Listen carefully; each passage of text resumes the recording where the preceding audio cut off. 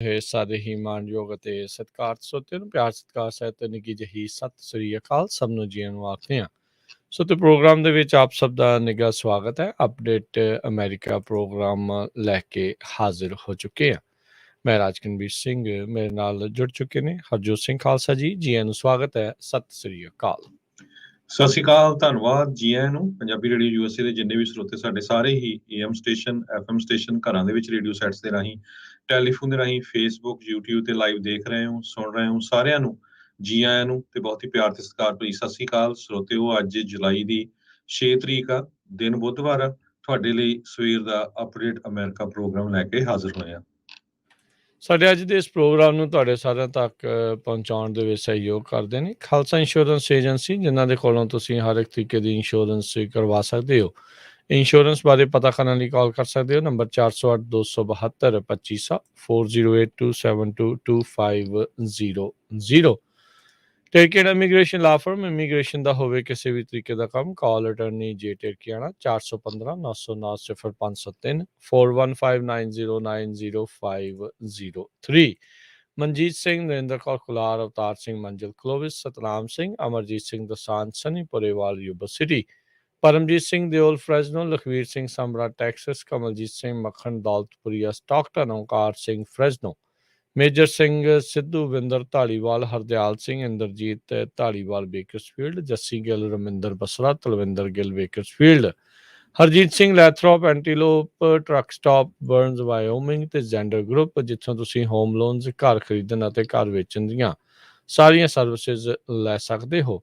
ਕਾਲ 8559052575। ਇਹਨਾਂ ਸਾਰਿਆਂ ਦਾ ਧੰਨਵਾਦ। ਜੇਕਰ ਤੁਸੀਂ ਜਾਂ ਕੋਈ ਹੋਰ ਕਾਰੋਬਾਰ ਇਸ ਪ੍ਰੋਗਰਾਮ ਨੂੰ ਸਪਾਂਸਰ ਕਰਨਾ ਚਾਹੁੰਦੇ ਹੋ, ਸੰਪਰਕ ਕਰ ਸਕਦੇ ਹੋ ਨੰਬਰ 408 722 7698 ਦੇ ਉੱਤੇ।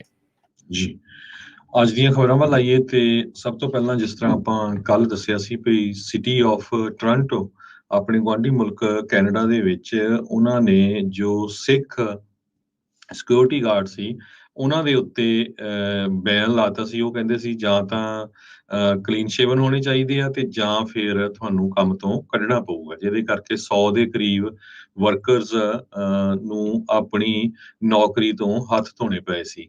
ਅੱਜ ਸਿਟੀ ਆਫ ਟੋਰਾਂਟੋ ਨੇ ਮਾਫੀ ਮੰਗੀ ਆ। ਵਰਲਡ ਸਿੱਖ ਐਸੋਸੀਏਸ਼ਨ ਨੇ ਨੋ ਬੀਅਰਡ ਪਾਲਿਸੀ ਦੇ ਸੰਬੰਧ ਦੇ ਵਿੱਚ ਇਹ ਕਿਹਾ ਸੀ ਵੀ ਇਹ ਬਹੁਤ ਹੀ ਗਲਤ ਹੈਗਾ ਸਿਟੀ ਆਫ ਟੋਰਾਂਟੋ ਦਾ ਡਿਸੀਜਨ, ਵੀ ਜਿਨ੍ਹਾਂ ਦੇ ਕੋਲ ਦਾੜੀ ਹੈਗੀ ਆ ਉਹਨਾਂ ਨੂੰ ਕਲੀਨ ਸ਼ੇਵਨ ਕਰਨੀ ਪੈਣੀ ਆ।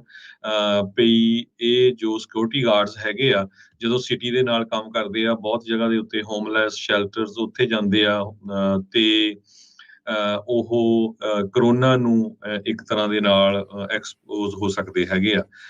ਉਹਦੇ ਸੰਬੰਧ ਦੇ ਵਿੱਚ ਵਰਲਡ ਸਿੱਖ ਐਸੋਸੀਏਸ਼ਨ ਨੇ ਕਿਹਾ ਵੀ 100 ਦੀ ਗਿਣਤੀ ਦੇ ਵਿੱਚ ਓਨਟਾਰੀਓ ਸਟੇਟ ਦੇ ਵਿੱਚ ਦਸਤਾਰਧਾਰੀ ਪੁਲਿਸ ਆਫੀਸਰਸ ਆ। ਪਿਛਲੇ 2 ਸਾਲਾਂ ਦੇ ਦੌਰਾਨ ਉਹਨਾਂ ਨੇ ਪੈਂਡੇਮਿਕ ਦੇ ਦੌਰਾਨ ਪੂਰਾ ਕੰਮ ਕੀਤਾ ਹੈਗਾ ਤੇ ਕਿਸੇ ਨੂੰ ਵੀ ਕੋਈ ਪ੍ਰੋਬਲਮ ਨਹੀਂ ਆਈ ਹੈਗੀ। ਤੇ ਸਿੱਖ ਧਰਮ ਦਾ ਇਹ ਰੂਲ ਆ ਵੀ ਹਰ ਇੱਕ ਨੂੰ ਆਪਣੇ ਵਾਲ ਆ ਉਹ ਰੱਖਣੇ ਪੈਣੇ ਹੈਗੇ ਆ। ਸੋ ਇਸ ਕਰਕੇ ਤੁਹਾਨੂੰ ਜਿਹੜੀ ਆ ਇਹਦੇ ਉੱਤੇ ਸੋਚਣਾ ਚਾਹੀਦਾ। ਤੇ ਅੱਜ ਕੱਲ ਤੋਂ ਹੀ ਸਿਟੀ ਆਫ ਟੋਰਾਂਟੋ ਨੇ ਕਿਹਾ ਆ ਵੀ ਅੰਡਰ ਮਾਸਕ ਬੀਅਰਡ ਕਵਰਸ ਉਹ N95 ਰੈਸਪੀਰੇਟਰ ਅਗਰ ਨਹੀਂ ਫਿੱਟ ਹੁੰਦਾ ਤੇ ਉਹ ਦੂਸਰਾ ਆਪਣਾ ਮਾਸਕ ਪਾ ਸਕਦੇ ਹੈਗੇ ਆ। ਸੋ ਇਹਦੇ ਨਾਲ 100 ਤੋਂ ਵੱਧ ਜੋ ਸਿਕਿਉਰਿਟੀ ਗਾਰਡਸ ਦੀ ਜੌਬ ਕਰਦੇ ਸੀ ਦਸਤਾਰਧਾਰੀ ਸਿੱਖ, ਉਹਨਾਂ ਨੂੰ ਉਹ ਜੌਬ ਦੁਬਾਰਾ ਕੀ ਮਿਲ ਜਾਊਗੀ।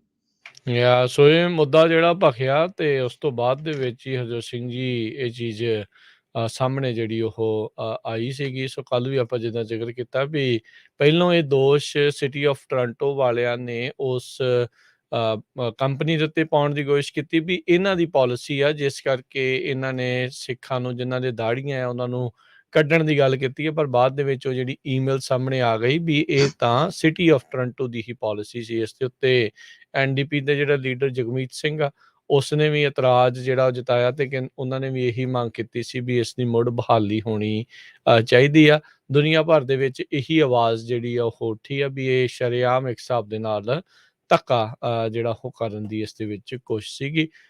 ਸਿਟੀ ਆਫ ਟੋਰਾਂਟੋ ਨੇ ਹੁਣ ਆਪਣੀ ਗਲਤੀ ਮੰਨੀ ਹੈ ਤੇ ਚਲੋ ਉਮੀਦ ਕਰਦੇ ਹਾਂ ਵੀ ਜਿਹੜੇ ਸੈਂਕੜੇ ਤੋਂ ਵੱਧ ਜਿਹੜੇ ਸਿੱਖ ਇਸ ਟਾਈਮ ਉੱਥੇ ਪੰਜਾਬੀ ਨੇ ਜਿਹੜੇ ਜਿਨ੍ਹਾਂ ਨੂੰ ਨੌਕਰੀ ਤੋਂ ਕੱਢਿਆ ਗਿਆ ਸੀਗਾ ਨੋ ਬੀਡ ਪਾਲਿਸੀ ਦੇ ਤਹਿਤ ਉਹਨਾਂ ਨੂੰ ਮੁੜ ਬਹਾਲੀ ਨੌਕਰੀ ਦੀ ਉਹ ਮਿਲੇਗੀ। ਜੀ ਅਗਲੀ ਜਿਹੜੀ ਹਰਜੋਤ ਸਿੰਘ ਜੀ ਗੱਲ ਕਰਦੇ ਜਾਈਏ, ਆਪਾਂ ਦੇਖਿਆ ਵੀ ਇਲੀਨੋਇਸ ਦੇ ਵਿੱਚ ਜਿਹੜੀ ਹਾਈਲੈਂਡ ਜਿਹੜੀ 4th ਆਫ ਜੁਲਾਈ ਪਰੇਡ ਸੀ ਉੱਥੇ ਗੋਲੀਬਾਰੀ ਦੀ ਘਟਨਾ ਦੇ ਵਿੱਚ ਇੱਕ ਟੌਡਲਰ 2 ਸਾਲਾਂ ਦਾ ਇੱਕ ਮੁੰਡਾ ਬੱਚਾ ਉਸਦੇ ਦੋਨੋਂ ਹੀ ਪੇਰੈਂਟਸ ਜਿਹੜੇ ਆ ਉਹ ਵਿਚਾਰੇ ਮਾਰੇ ਗਏ ਸੀਗੇ। ਸੋ ਇਸ ਪੂਰੀ ਘਟਨਾਕ੍ਰਮ ਦੇ ਵਿੱਚ 7 ਜਾਣਿਆਂ ਦੀ ਕੁੱਲ ਹੁਣ ਤੱਕ ਮੌਤ ਹੋ ਚੁੱਕੀ ਆ। ਇਸ ਬੰਦੇ ਨੂੰ ਜਿਹਨੇ ਗੋਲੀਆਂ ਚਲਾਈਆਂ ਬਾਅਦ ਦੇ ਵਿੱਚ ਜਿਹੜੇ ਜਨਾਨੀਆਂ ਦੇ ਕੱਪੜੇ ਪਾ ਕੇ ਭੱਜਿਆ ਸੀ ਉਸ ਨੂੰ ਫੜ ਲਿਆ ਗਿਆ ਆ ਤੇ ਇਸ ਦੇ ਉੱਤੇ ਹੁਣ ਫਸਟ ਡਿਗਰੀ ਮਰਡਰ ਚਾਰਜਸ ਦੇ ਅਟੈਂਪਟ ਜਿਹੜੇ ਆ ਉਹ ਚਾਰਜਸ ਜਿਹੜੇ ਉਹ ਲਾ ਦਿੱਤੇ ਗਏ ਹੈਗੇ ਆ। ਇਹ 2 ਸਾਲਾਂ ਦਾ ਬੱਚਾ ਹੁਣ ਅਨਾਥ ਹਰਜੋਤ ਸਿੰਘ ਜੀ ਹੋ ਗਿਆ। ਉਹਦੇ ਜਿਹੜੇ ਗ੍ਰੈਂਡਫਾਦਰਸ ਜਿਹੜੇ ਆ ਮਾਰੇ ਗਏ ਜਿਹੜੇ ਸੀਗੇ ਤੇ ਦੇਖੋ ਕਿੰਨਾ ਮਤਲਬ ਇੱਕ ਹਿਸਾਬ ਦੇ ਨਾਲ ਇਕੱਲਾ ਜਿਹੜਾ ਵਿਚਾਰਾ ਪੈ ਗਿਆ। ਇਸ ਦੇ ਲਈ ਗੋ ਫੰਡ ਮੀ ਪੇਜ ਦਾ ਜ਼ਰੂਰ ਤਿਆਰ ਕੀਤਾ ਗਿਆ ਜਿਸ 'ਚ ਇੱਕ 1.5 ਲੱਖ ਤੋਂ ਵੱਧ ਡਾਲਰ ਆਲਰੇਡੀ ਇਕੱਠਾ ਕਹਿੰਦੇ ਆ ਵੀ ਉਹ ਹੋ ਚੁੱਕਾ ਆ। ਅਰੀਨਾ ਤੇ ਕੈਵਿਨ ਮੈਕਾਰਥੀ 35 ਤੇ 37 ਸਾਲ ਦੋਨਾਂ ਦੀ ਜਿਹੜੀ ਉਮਰ ਸੀਗੀ। ਲੇਕ ਕਾਉਂਟੀ ਦੇ ਕਾਰਨਰ ਆਫਿਸ ਨੇ ਕਿਹਾ ਵੀ ਉਹਨਾਂ ਦਾ ਬੱਚਾ ਜਿਹੜਾ ਏਡਨ ਆ ਉਹ ਸਟਰੋਲਰ ਦੇ ਵਿੱਚ ਸੀਗਾ, ਉਹ ਉੱਥੇ ਬਚ ਗਿਆ ਸੀਗਾ ਪਰ ਕੀ ਵਿਚਾਰੇ ਦੀ ਜਿਹੜੀ ਉਹ ਜ਼ਿੰਦਗੀ ਰਹਿ ਗਈ ਹੋਊਗੀ। ਸੋ 64 ਸਾਲਾਂ ਦੀ ਕੈਥਰੀਨ ਗੋਲਡਸਟੀਨ, ਜੈਕਲਿਨ ਸਡਨਹੈਮ 63 ਸਾਲ, ਸਟੀਫਨ ਸਟ੍ਰੌਸ 88 ਸਾਲ, ਨਿਕਲਸ ਟਲੀਡੋ ਜ਼ਰਗੋਜ਼ਾ 78 ਸਾਲ ਇਹ ਜਿਹੜੇ ਮਰਨ ਵਾਲਿਆਂ ਦੇ ਜਿਹੜੀ ਸ਼ਨਾਖਤ ਆ ਉਹ ਕੀਤੀ ਗਈ ਆ। ਹੁਣ ਤੱਕ ਇਨ ਟੋਟਲ 45 ਲੋਕ ਇਸ ਗੋਲੀਕਾਂਡ ਦੇ ਵਿੱਚ ਜ਼ਖਮੀ ਹੋਏ ਆ ਜਾਂ ਮਰ ਚੁੱਕੇ ਆ ਜਿਨ੍ਹਾਂ ਚੋਂ 7 ਜਿਹੜੇ ਉਹ ਮਾਰੇ ਗਏ। ਲੇਕ ਕਾਉਂਟੀ ਦੇ ਸ਼ੈਰਿਫ ਆਫਿਸ ਨੇ ਜਿਹੜਾ ਉਹ ਦੱਸਿਆ ਆ। ਸੋ ਇਸ ਅਨਾਥ ਬੱਚੇ ਦੀ ਮਦਦ ਦੇ ਲਈ ਹੁਣ ਕਾਫੀ ਲੋਕ ਜਿਹੜੇ ਉਹ ਅੱਗੇ ਆ ਗਏ ਆ ਵੀ ਆਪਾਂ ਇਸ ਨੂੰ ਇੱਕ ਵਧੀਆ ਜੀਵਨ ਦੇਣ ਦੀ ਜਿਹੜੀ ਉਹ ਜ਼ਰੂਰ ਕੋਸ਼ਿਸ਼ ਕਰਾਂਗੇ ਪਰ ਕਾਫੀ ਹਰਜੋਤ ਸਿੰਘ ਜੀ ਉਸ ਦੇ ਲਈ ਚੁਣੌਤੀਆਂ ਭਰਪੂਰ ਜਿਹੜਾ ਜੀਵਨ ਅੱਗੇ ਆਉਣ ਵਾਲਾ ਆ। ਇਨਫੈਕਟ ਜਦੋਂ ਹੁਣ ਆਪਾਂ ਗੱਲ ਕਰ ਰਹੇ ਹਾਂ ਤਾਂ ਇਸ ਬੱਚੇ ਦੇ ਲਈ ਇਨਫੈਕਟ ਇਸ ਦੇ ਉੱਤੇ 2.5 ਮਿਲੀਅਨ ਡਾਲਰ ਆਲਰੇਡੀ ਇਕੱਠਾ ਜਿਹੜਾ ਆ ਉਹ ਹੋ ਚੁੱਕਾ ਹੈਗਾ ਆ ਗੋ ਫੰਡ ਮੀ ਦੇ ਉੱਤੇ। ਸੋ ਇੱਦਾਂ ਦੀਆਂ ਦੁਰਘਟਨਾਵਾਂ ਮਾੜੇ ਚੀਜ਼ਾਂ ਦੇ ਵਿੱਚ ਲੋਕ ਇੱਕ ਦੂਜੇ ਦਾ ਸਾਥ ਤਾਂ ਜਿਹੜਾ ਜ਼ਰੂਰ ਦਿੰਦੇ ਆ ਪਰ ਅਜਿਹੇ ਜਿਹੜੇ ਬੇਵਕੂਫ ਲੋਕ ਨੇ ਉਹਨਾਂ ਦੇ ਉੱਤੇ ਨੱਥ ਪਾਉਣੀ ਨਕੇਲ ਕੱਸਣੀ ਜਿਹੜੀ ਆ ਉਹ ਕਿਤੇ ਨਾ ਕਿਤੇ ਕਾਫੀ ਕੰਮ ਔਖਾ ਹੋਇਆ ਪਿਆ ਕਿਉਂਕਿ ਰਹਿੰਦੇ ਆਏ ਦਿਨ ਹੀ ਇੱਦਾਂ ਦੀਆਂ ਖਬਰਾਂ ਜਿਹੜੀਆਂ ਉਹ ਆਪਾਂ ਨੂੰ ਸੁਣਨ ਨੂੰ ਮਿਲਦੀਆਂ ਰਹਿੰਦੀਆਂ ਨੇ। ਜੀ ਅਗਲੀ ਖਬਰ ਵੱਲ ਚਲੀਏ।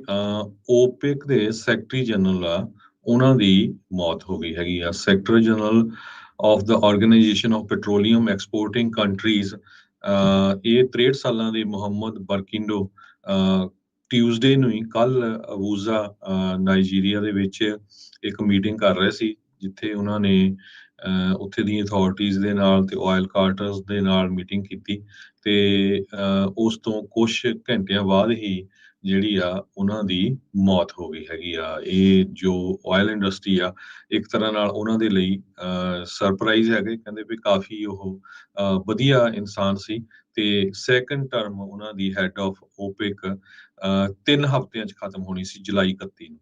ਸੋ 6 ਸਾਲ ਉਹਨਾਂ ਨੂੰ ਹੋ ਜਾਣੇ ਸੀ ਇਸ ਪੋਸਟ ਤੇ 2016 'ਚ ਉਹਨਾਂ ਦੀ ਅਪਾਇੰਟਮੈਂਟ ਹੋਈ ਸੀ ਪਰ 3 ਹਫ਼ਤਿਆਂ ਤੋਂ ਪਹਿਲਾਂ ਹੀ ਬਰਕਿੰਡੋ ਜੋ ਆ ਉਹਨਾਂ ਦੀ ਮੌਤ ਹੋ ਗਈ ਹੈਗੀ ਆ। Managing director of Nigerian national petroleum company ਮੇਲੇ ਕਿਆਰੀ ਉਹਨਾਂ ਨੇ ਇੱਕ ਟਵੀਟ ਕਰਕੇ ਦੱਸਿਆ ਹੈਗਾ। ਬਰਕਿੰਡੋ ਕਹਿੰਦੇ ਪਈ oil block crude oil block ਦੇ ਥਰੂ ਬਹੁਤ ਲੰਮਾ ਸਮਾਂ ਟਰਬੂਲੈਂਟ ਟਾਈਮਸ ਦੇ ਵਿੱਚ ਰਹੇ।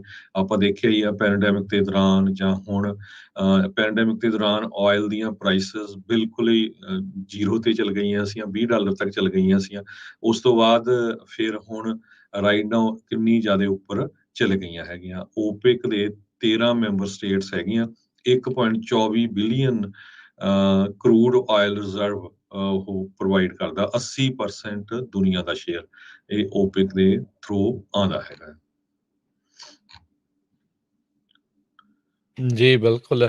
ਸੋ ਤੇਲ ਦੀਆਂ ਤੁਸੀਂ ਕੀਮਤਾਂ ਦੀ ਗੱਲ ਕਰ ਰਹੇ ਸੀਗੇ। ਕੱਲ ਵੀ $100 ਤੋਂ ਥੱਲੇ ਸੀ, ਅੱਜ $95 ਦੇ ਉੱਤੇ ਕੱਚੇ ਤੇਲ ਦੀ ਕੀਮਤ ਆਈ ਆ। ਰਿਸੈਸ਼ਨ ਦੇ ਡਰ ਖੁਣੋ ਵੀ ਡਿਮਾਂਡ ਘਟਣ ਦੇ ਅਸਾਰ ਦੇ ਕਰਕੇ ਲੱਗਦਾ ਵੀ ਇਹ ਸਾਰਾ ਕੁਛ ਹੋਊਗਾ। ਜੇ ਇੱਦਾਂ ਹਰਜੋਤ ਸਿੰਘ ਜੀ ਹੁੰਦਾ, ਇਹ ਬਹੁਤ ਚਲਾਕ ਨੇ, ਇਹਨਾਂ ਨੇ ਮਾਰਕੀਟਸ ਦੀ ਸਟੱਡੀ ਜਿਹੜੀ ਹੈ ਚੰਗੀ ਸੋਹਣੀ ਪਹਿਲੋਂ ਕੀਤੀ ਹੁੰਦੀ ਆ।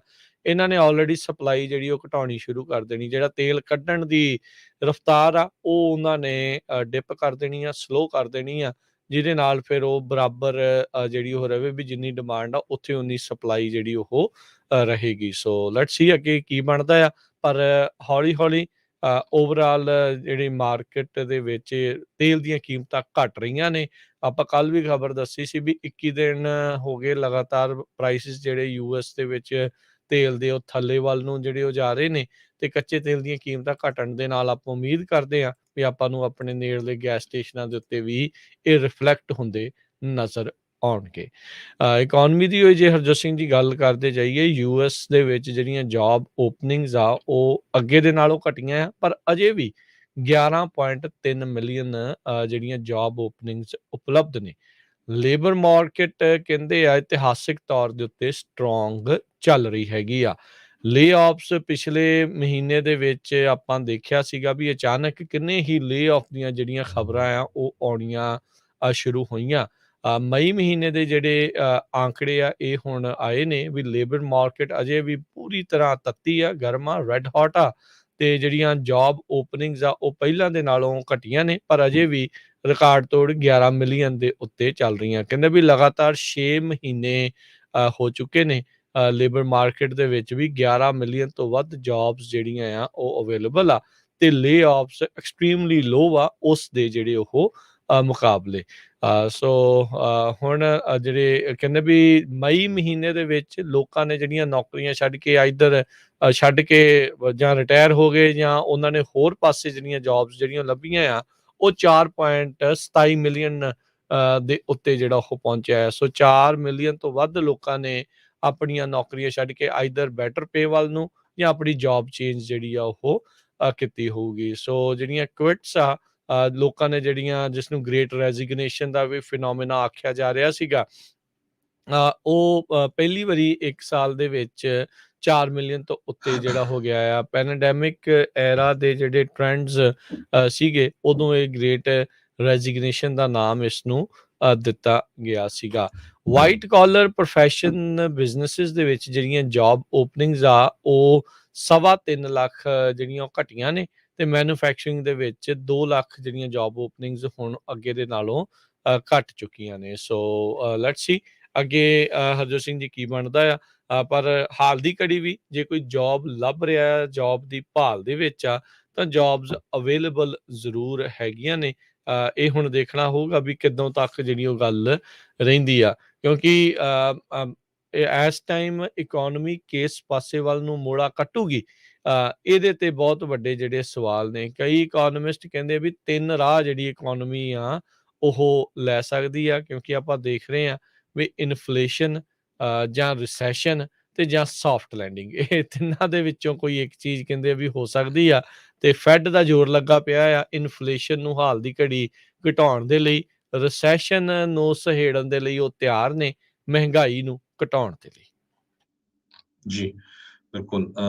ਅਗਲੀ ਖਬਰ ਵੱਲ ਚਲੀਏ। ਟਵਿੱਟਰ ਨੇ ਇੰਡੀਆ ਦੇ ਨਾਲ ਪੰਗਾ ਲੈਣਾ ਸ਼ੁਰੂ ਕਰ ਦਿੱਤਾ ਹੈ।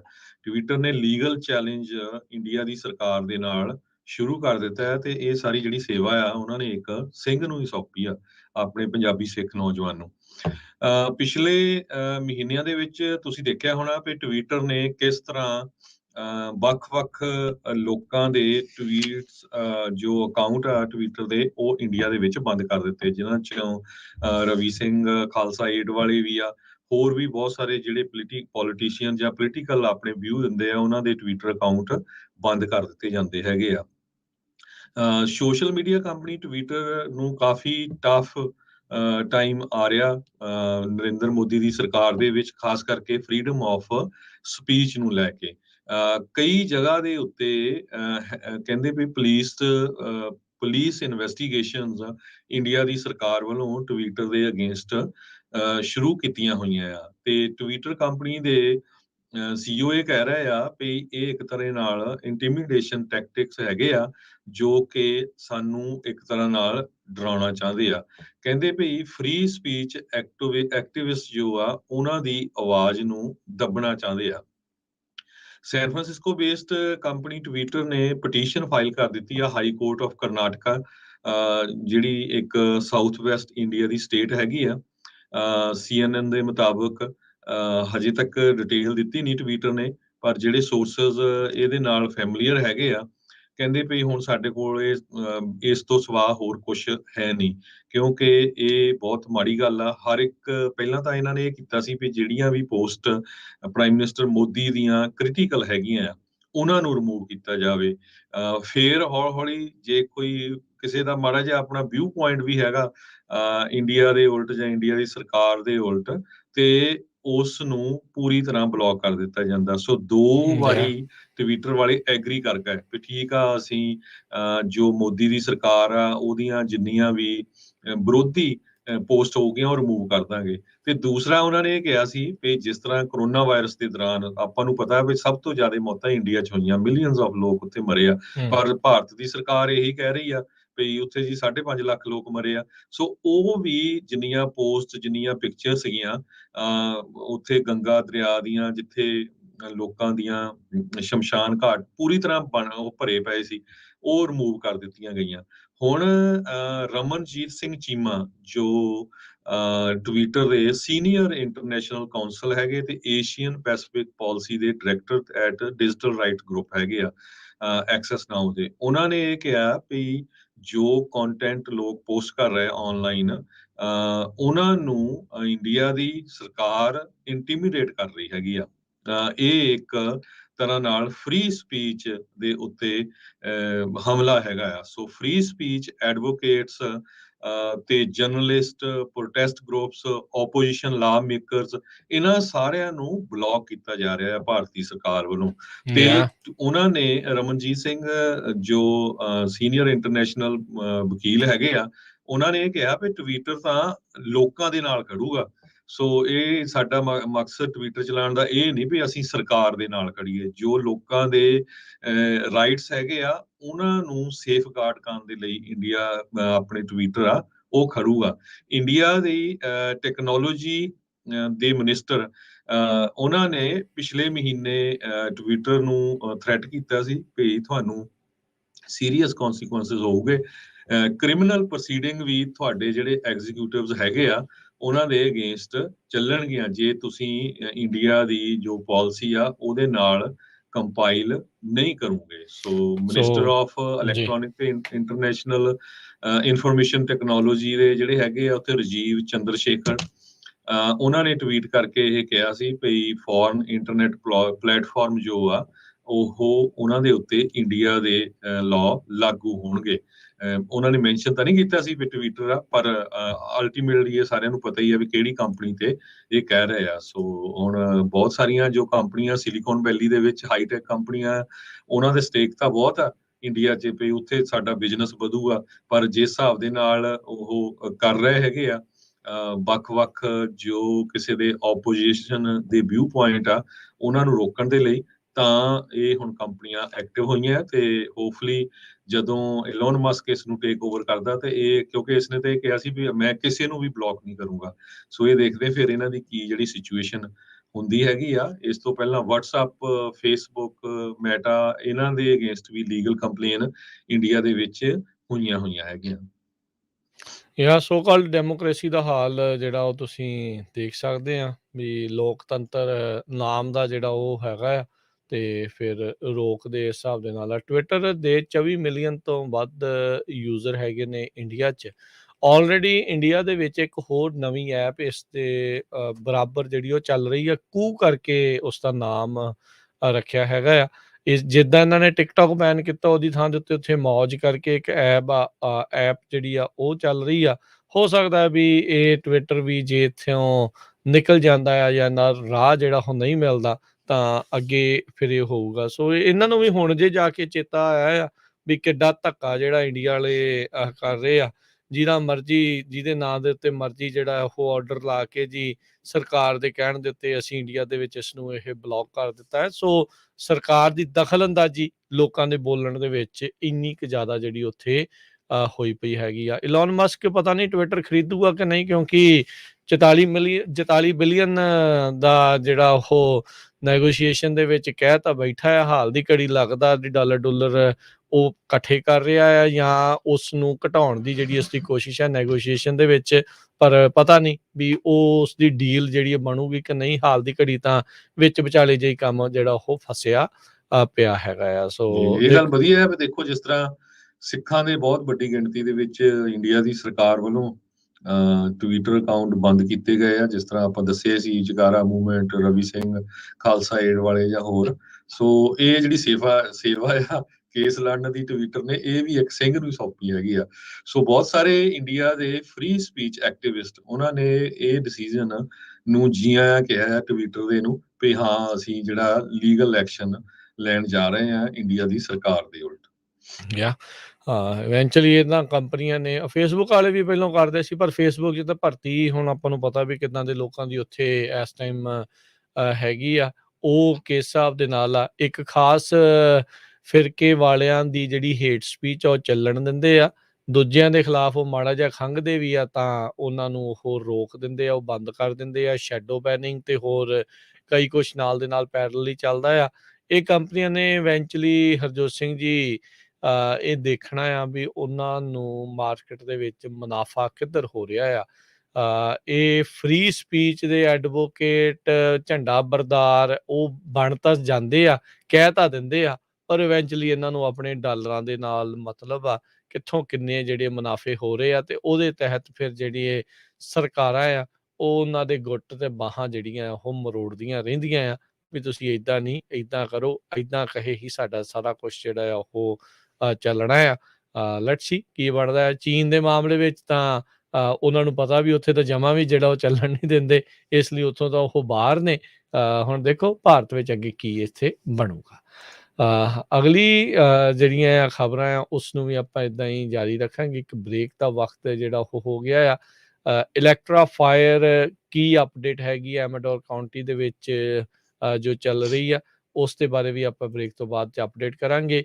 EDD ਨੂੰ ਲੈ ਕੇ ਜਿਹੜੀਆਂ ਫਰਾਡ ਦੀਆਂ ਲੇਟੈਸਟ ਅਪਡੇਟਸ ਕੀ ਆ, ਉਸ ਜਿਹੜੀ ਜਾਂਚ ਨੂੰ ਲੈ ਕੇ ਉਹਦੇ ਉੱਤੇ ਵੀ ਆਪਾਂ ਗੱਲਬਾਤ ਕਰਾਂਗੇ ਇੱਕ ਬ੍ਰੇਕ ਤੋਂ ਬਾਅਦ। ਇੱਦਾਂ ਹੀ ਜੁੜੇ ਰਹੋ ਪੰਜਾਬੀ ਰੇਡੀਓ USA ਦੇ ਨਾਲ।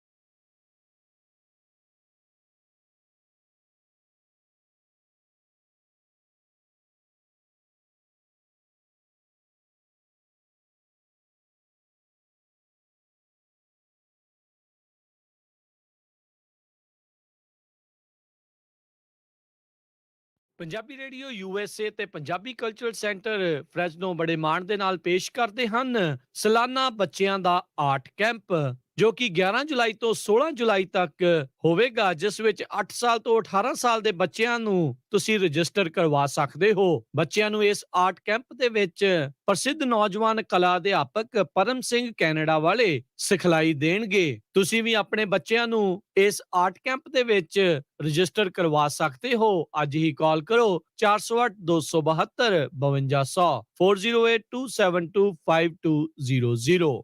ਇਹ ਆਰਟ ਕੈਂਪ ਫ੍ਰੈਸਨੋ ਵਿੱਚ ਪੰਜਾਬੀ ਰੇਡੀਓ USA ਦੇ ਫ੍ਰੈਸਨੋ ਸਟੂਡੀਓ 2125 ਨਾਰਥ ਬਾਰਟਨ ਐਵੀਨਿਊ ਵਿਖੇ ਲਗਾਇਆ ਜਾਵੇਗਾ। 11 ਤੋਂ 17 ਜੁਲਾਈ ਤੱਕ ਪਰਮ ਸਿੰਘ ਹੁਣਾਂ ਦੀਆਂ ਪੇਂਟਿੰਗਸ ਦੀ ਕਲਾ ਪ੍ਰਦਰਸ਼ਨੀ ਵੀ ਨਾਲ ਹੋਵੇਗੀ। ਜੇਕਰ ਕਰਵਾਉਣਾ ਚਾਹੁੰਦੇ ਹੋ ਤੁਸੀਂ US ਇਮੀਗ੍ਰੇਸ਼ਨ ਦਾ ਕਿਸੇ ਵੀ ਤਰੀਕੇ ਦਾ ਕੰਮ, ਤਾਂ ਹਮੇਸ਼ਾ ਯਾਦ ਰੱਖੋ ਟੇਕੇਣਾ ਇਮੀਗ੍ਰੇਸ਼ਨ ਲਾ ਫਰਮ ਫੈਮਿਲੀ ਪਟੀਸ਼ਨਸ, ਅਸਾਈਲਮ ਦੇ ਕੇਸਿਸ ਦੇ ਜਾਂ ਹੋਰ ਕਿਸੇ ਵੀ ਤਰੀਕੇ ਦੀ US ਇਮੀਗ੍ਰੇਸ਼ਨ ਦੇ ਕੰਮ ਦੇ ਲਈ ਕਾਲ ਕਰੋ ਅਟਾਰਨੀ ਜੇ ਟੇਕਿਆਣਾ 4159900503 415-909-0503। ਅਟਾਰਨੀ ਟੇਕਿਆਣਾ ਪੰਜਾਬੀ ਰੇਡੀਓ USA ਦੇ ਉੱਤੇ ਹਰ ਸ਼ਨੀਚਰਵਾਰ 9 ਤੋਂ 10:30 ਵਜੇ ਤੱਕ ਕੈਲੀਫੋਰਨੀਆ ਟਾਈਮ ਦੇ ਮੁਤਾਬਕ ਇਮੀਗ੍ਰੇਸ਼ਨ ਸ਼ੋਅ ਵੀ ਲੈ ਕੇ ਹਾਜ਼ਰ ਹੁੰਦੇ ਹਨ। ਲਾਈਫ ਇੰਸ਼ੋਰੈਂਸ ਪਰਿਵਾਰ ਪ੍ਰਤੀ ਜ਼ਿੰਮੇਵਾਰੀ ਦਾ ਅਹਿਸਾਸ। ਆਪਣੇ ਜਾਣ ਪਿੱਛੋਂ ਪਰਿਵਾਰ ਨੂੰ ਆਰਥਿਕ ਤੌਰ ਤੇ ਮਜ਼ਬੂਤ ਛੱਡ ਕੇ ਜਾਓ। ਬੱਚਿਆਂ ਦੀ ਪੜ੍ਹਾਈ ਦੇ ਖਰਚੇ, ਮਾਰਗੇਜ ਦੇ ਫਿਕਰ ਤੋਂ ਆਪਣੇ ਪਰਿਵਾਰ ਨੂੰ ਬਚਾਉਣ ਲਈ ਅੱਜ ਹੀ ਆਪਣੀ ਲਾਈਫ ਇੰਸ਼ੋਰੈਂਸ ਕਰਵਾਓ। ਖਾਲਸਾ ਇੰਸ਼ੋਰੈਂਸ ਏਜੰਸੀ ਵਾਲੇ ਤੁਹਾਨੂੰ ਸੇਮ ਡੇ ਵਿਦਆਊਟ ਮੈਡੀਕਲ ਤੁਹਾਡੀਆਂ ਜ਼ਰੂਰਤਾਂ ਦੇ ਅਨੁਸਾਰ ਵਧੀਆ ਲਾਈਫ ਇੰਸ਼ੋਰੈਂਸ ਪਾਲਿਸੀ ਲੈ ਕੇ ਦੇਣਗੇ। ਫ੍ਰੀ ਕੋਟ ਦੇ ਲਈ ਹੋਰ ਜਾਣਕਾਰੀ ਦੇ ਲਈ ਅੱਜ ਹੀ ਕਾਲ ਕਰੋ ਖਾਲਸਾ ਇੰਸ਼ੋਰੈਂਸ ਏਜੰਸੀ 4082722500 408-272-2500। ਸ਼ਰਤਾਂ ਲਾਗੂ। California licence number 0F89805।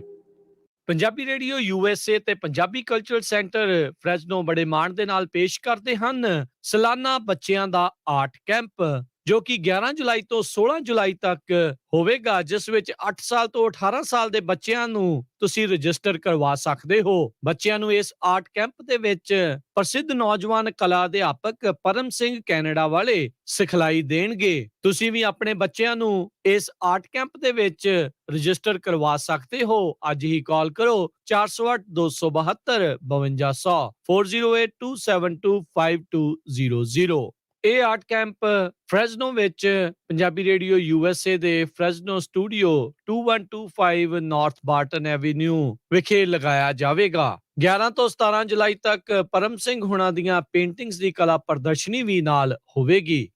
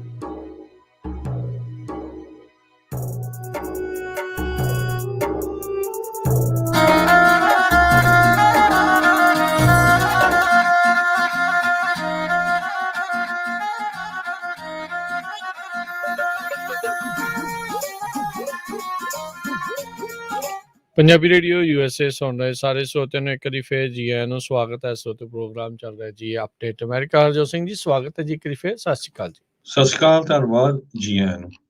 ਅਗਲੀ ਜਿਹੜੀ ਗੱਲ ਕਰਦੇ ਜਾਈਏ, ਇਲੈਕਟਰਾ ਫਾਇਰ ਜਿਹੜੀ ਐਮਾਡੋਰ ਕਾਉਂਟੀ ਦੇ ਵਿੱਚ ਲੱਗੀ ਹੋਈ ਹੈ, ਇਸਨੇ ਹੁਣ ਤੱਕ ਤਕਰੀਬਨ 4000 ਏਕੜ ਜਿਹੜਾ ਹੈ ਉਹ ਆਪਣੀ ਲਪੇਟ 'ਚ ਲੈ ਲਿਆ ਆ, ਸਾੜ ਦਿੱਤਾ ਆ, ਤੇ ਇਵੈਕੂਏਸ਼ਨ ਆਰਡਰਸ ਜਿਹੜੇ ਆ ਉਹਨਾਂ ਨੂੰ ਹੋਰ ਹੁਣ ਵਧਾਇਆ ਗਿਆ ਆ।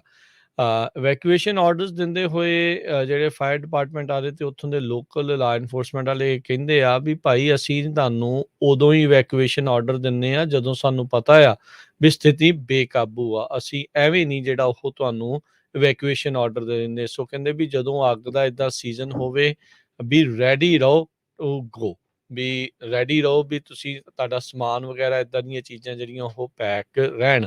ਹੁਣ ਤੱਕ ਇਲੈਕਟਰਾ ਫਾਇਰ ਜਿਹੜੀ ਹਾਈਵੇ 49 ਦੇ ਇਰਦ ਗਿਰਦ ਆ, ਜੈਕਸਨ ਦੇ ਸਾਊਥ ਈਸਟ ਵਾਲੇ ਇਲਾਕੇ ਦੇ ਵਿੱਚ, ਇਹ 5% ਹੀ ਕੰਟੇਨ ਕੀਤੀ ਗਈ ਆ। ਹਿਊਮਿਡਿਟੀ ਹੈਗੀ ਆ, ਨਾਲ ਦੇ ਨਾਲ ਖੁਸ਼ਕ ਮਾਹੌਲ ਵੀ ਜਿਹੜਾ ਆ ਉਹ ਚੱਲ ਰਿਹਾ ਆ।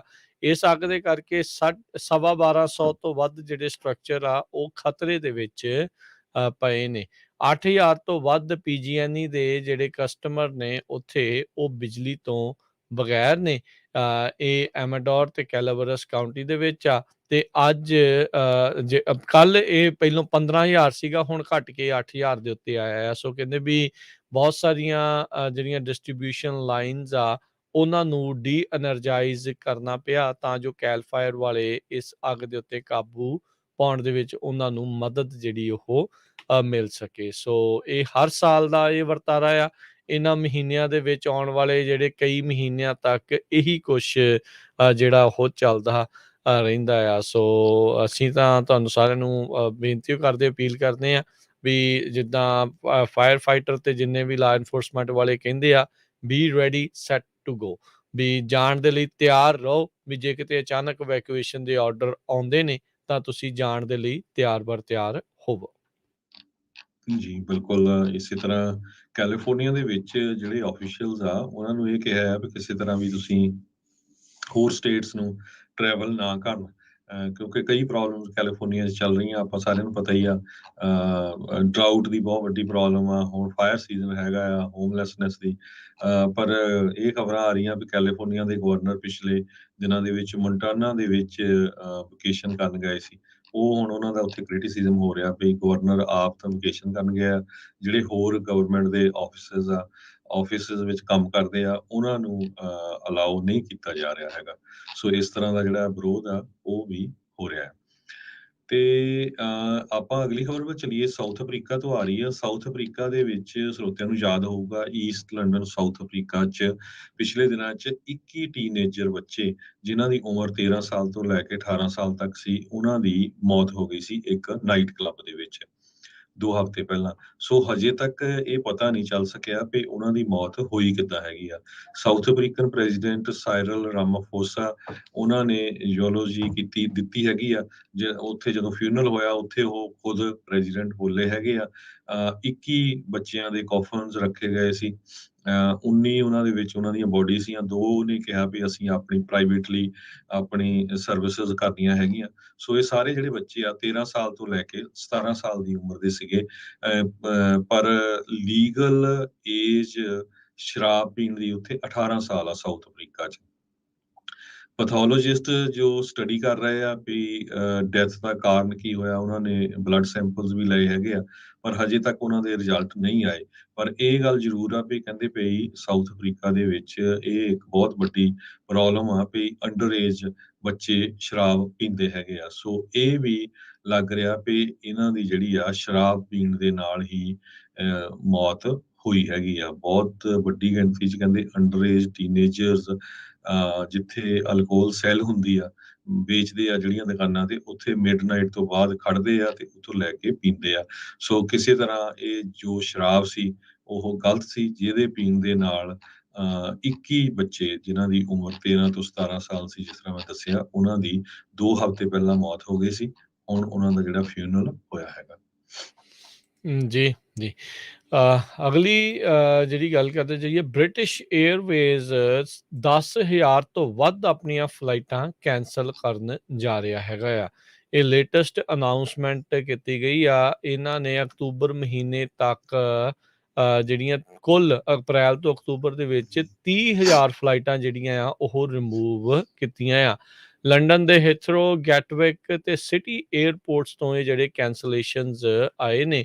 ਇਹ ਬਹੁਤੀਆਂ ਜਿਹੜੀਆਂ ਸ਼ਾਰਟ ਹਾਲ ਫਲਾਈਟਸ ਆ ਉਹਨਾਂ ਦੇ ਵਿੱਚ ਜਿਹੜੇ ਕਹਿੰਦੇ ਆ ਵੀ ਕੈਂਸਲੇਸ਼ਨ ਹੋਣਗੀਆਂ। ਸੋ ਭਾਈ ਜਿਨ੍ਹਾਂ ਨੇ ਆਉਣ ਵਾਲੇ ਸਮੇਂ 'ਚ ਬ੍ਰਿਟਿਸ਼ ਏਅਰਵੇਜ਼ ਦੀਆਂ ਫਲਾਈਟ ਕਰਵਾਈਆਂ ਨੇ ਜਾਂ ਉਹ ਦੇਖੀਆਂ ਉਹਨਾਂ ਦੀਆਂ ਹੋਈਆਂ ਜਾਂ ਕਰਵਾਉਣ ਬਾਰੇ ਸੋਚ ਰਹੇ ਤੇ ਭਾਈ ਇੱਕ ਵਾਰੀ ਇਹ ਜ਼ਰੂਰ ਚੈੱਕ ਜਿਹੜਾ ਉਹ ਜ਼ਰੂਰ ਕਰ ਲੈਣ ਵੀ ਕਿਤੇ ਤੁਸੀਂ ਇਸ ਦੇ ਵਿੱਚ ਨਾ ਜਿਹੜਾ ਉਹ ਰਗੜ ਹੋ ਜਾਓ। ਸੋ ਬ੍ਰਿਟਿਸ਼ ਏਅਰਵੇਜ਼ ਆਪਣੀਆਂ ਫਲਾਈਟਸ ਜਿਹੜੀਆਂ ਆ ਉਹ ਲਗਾਤਾਰ ਘਟਾ ਰਿਹਾ ਹੈਗਾ ਆ।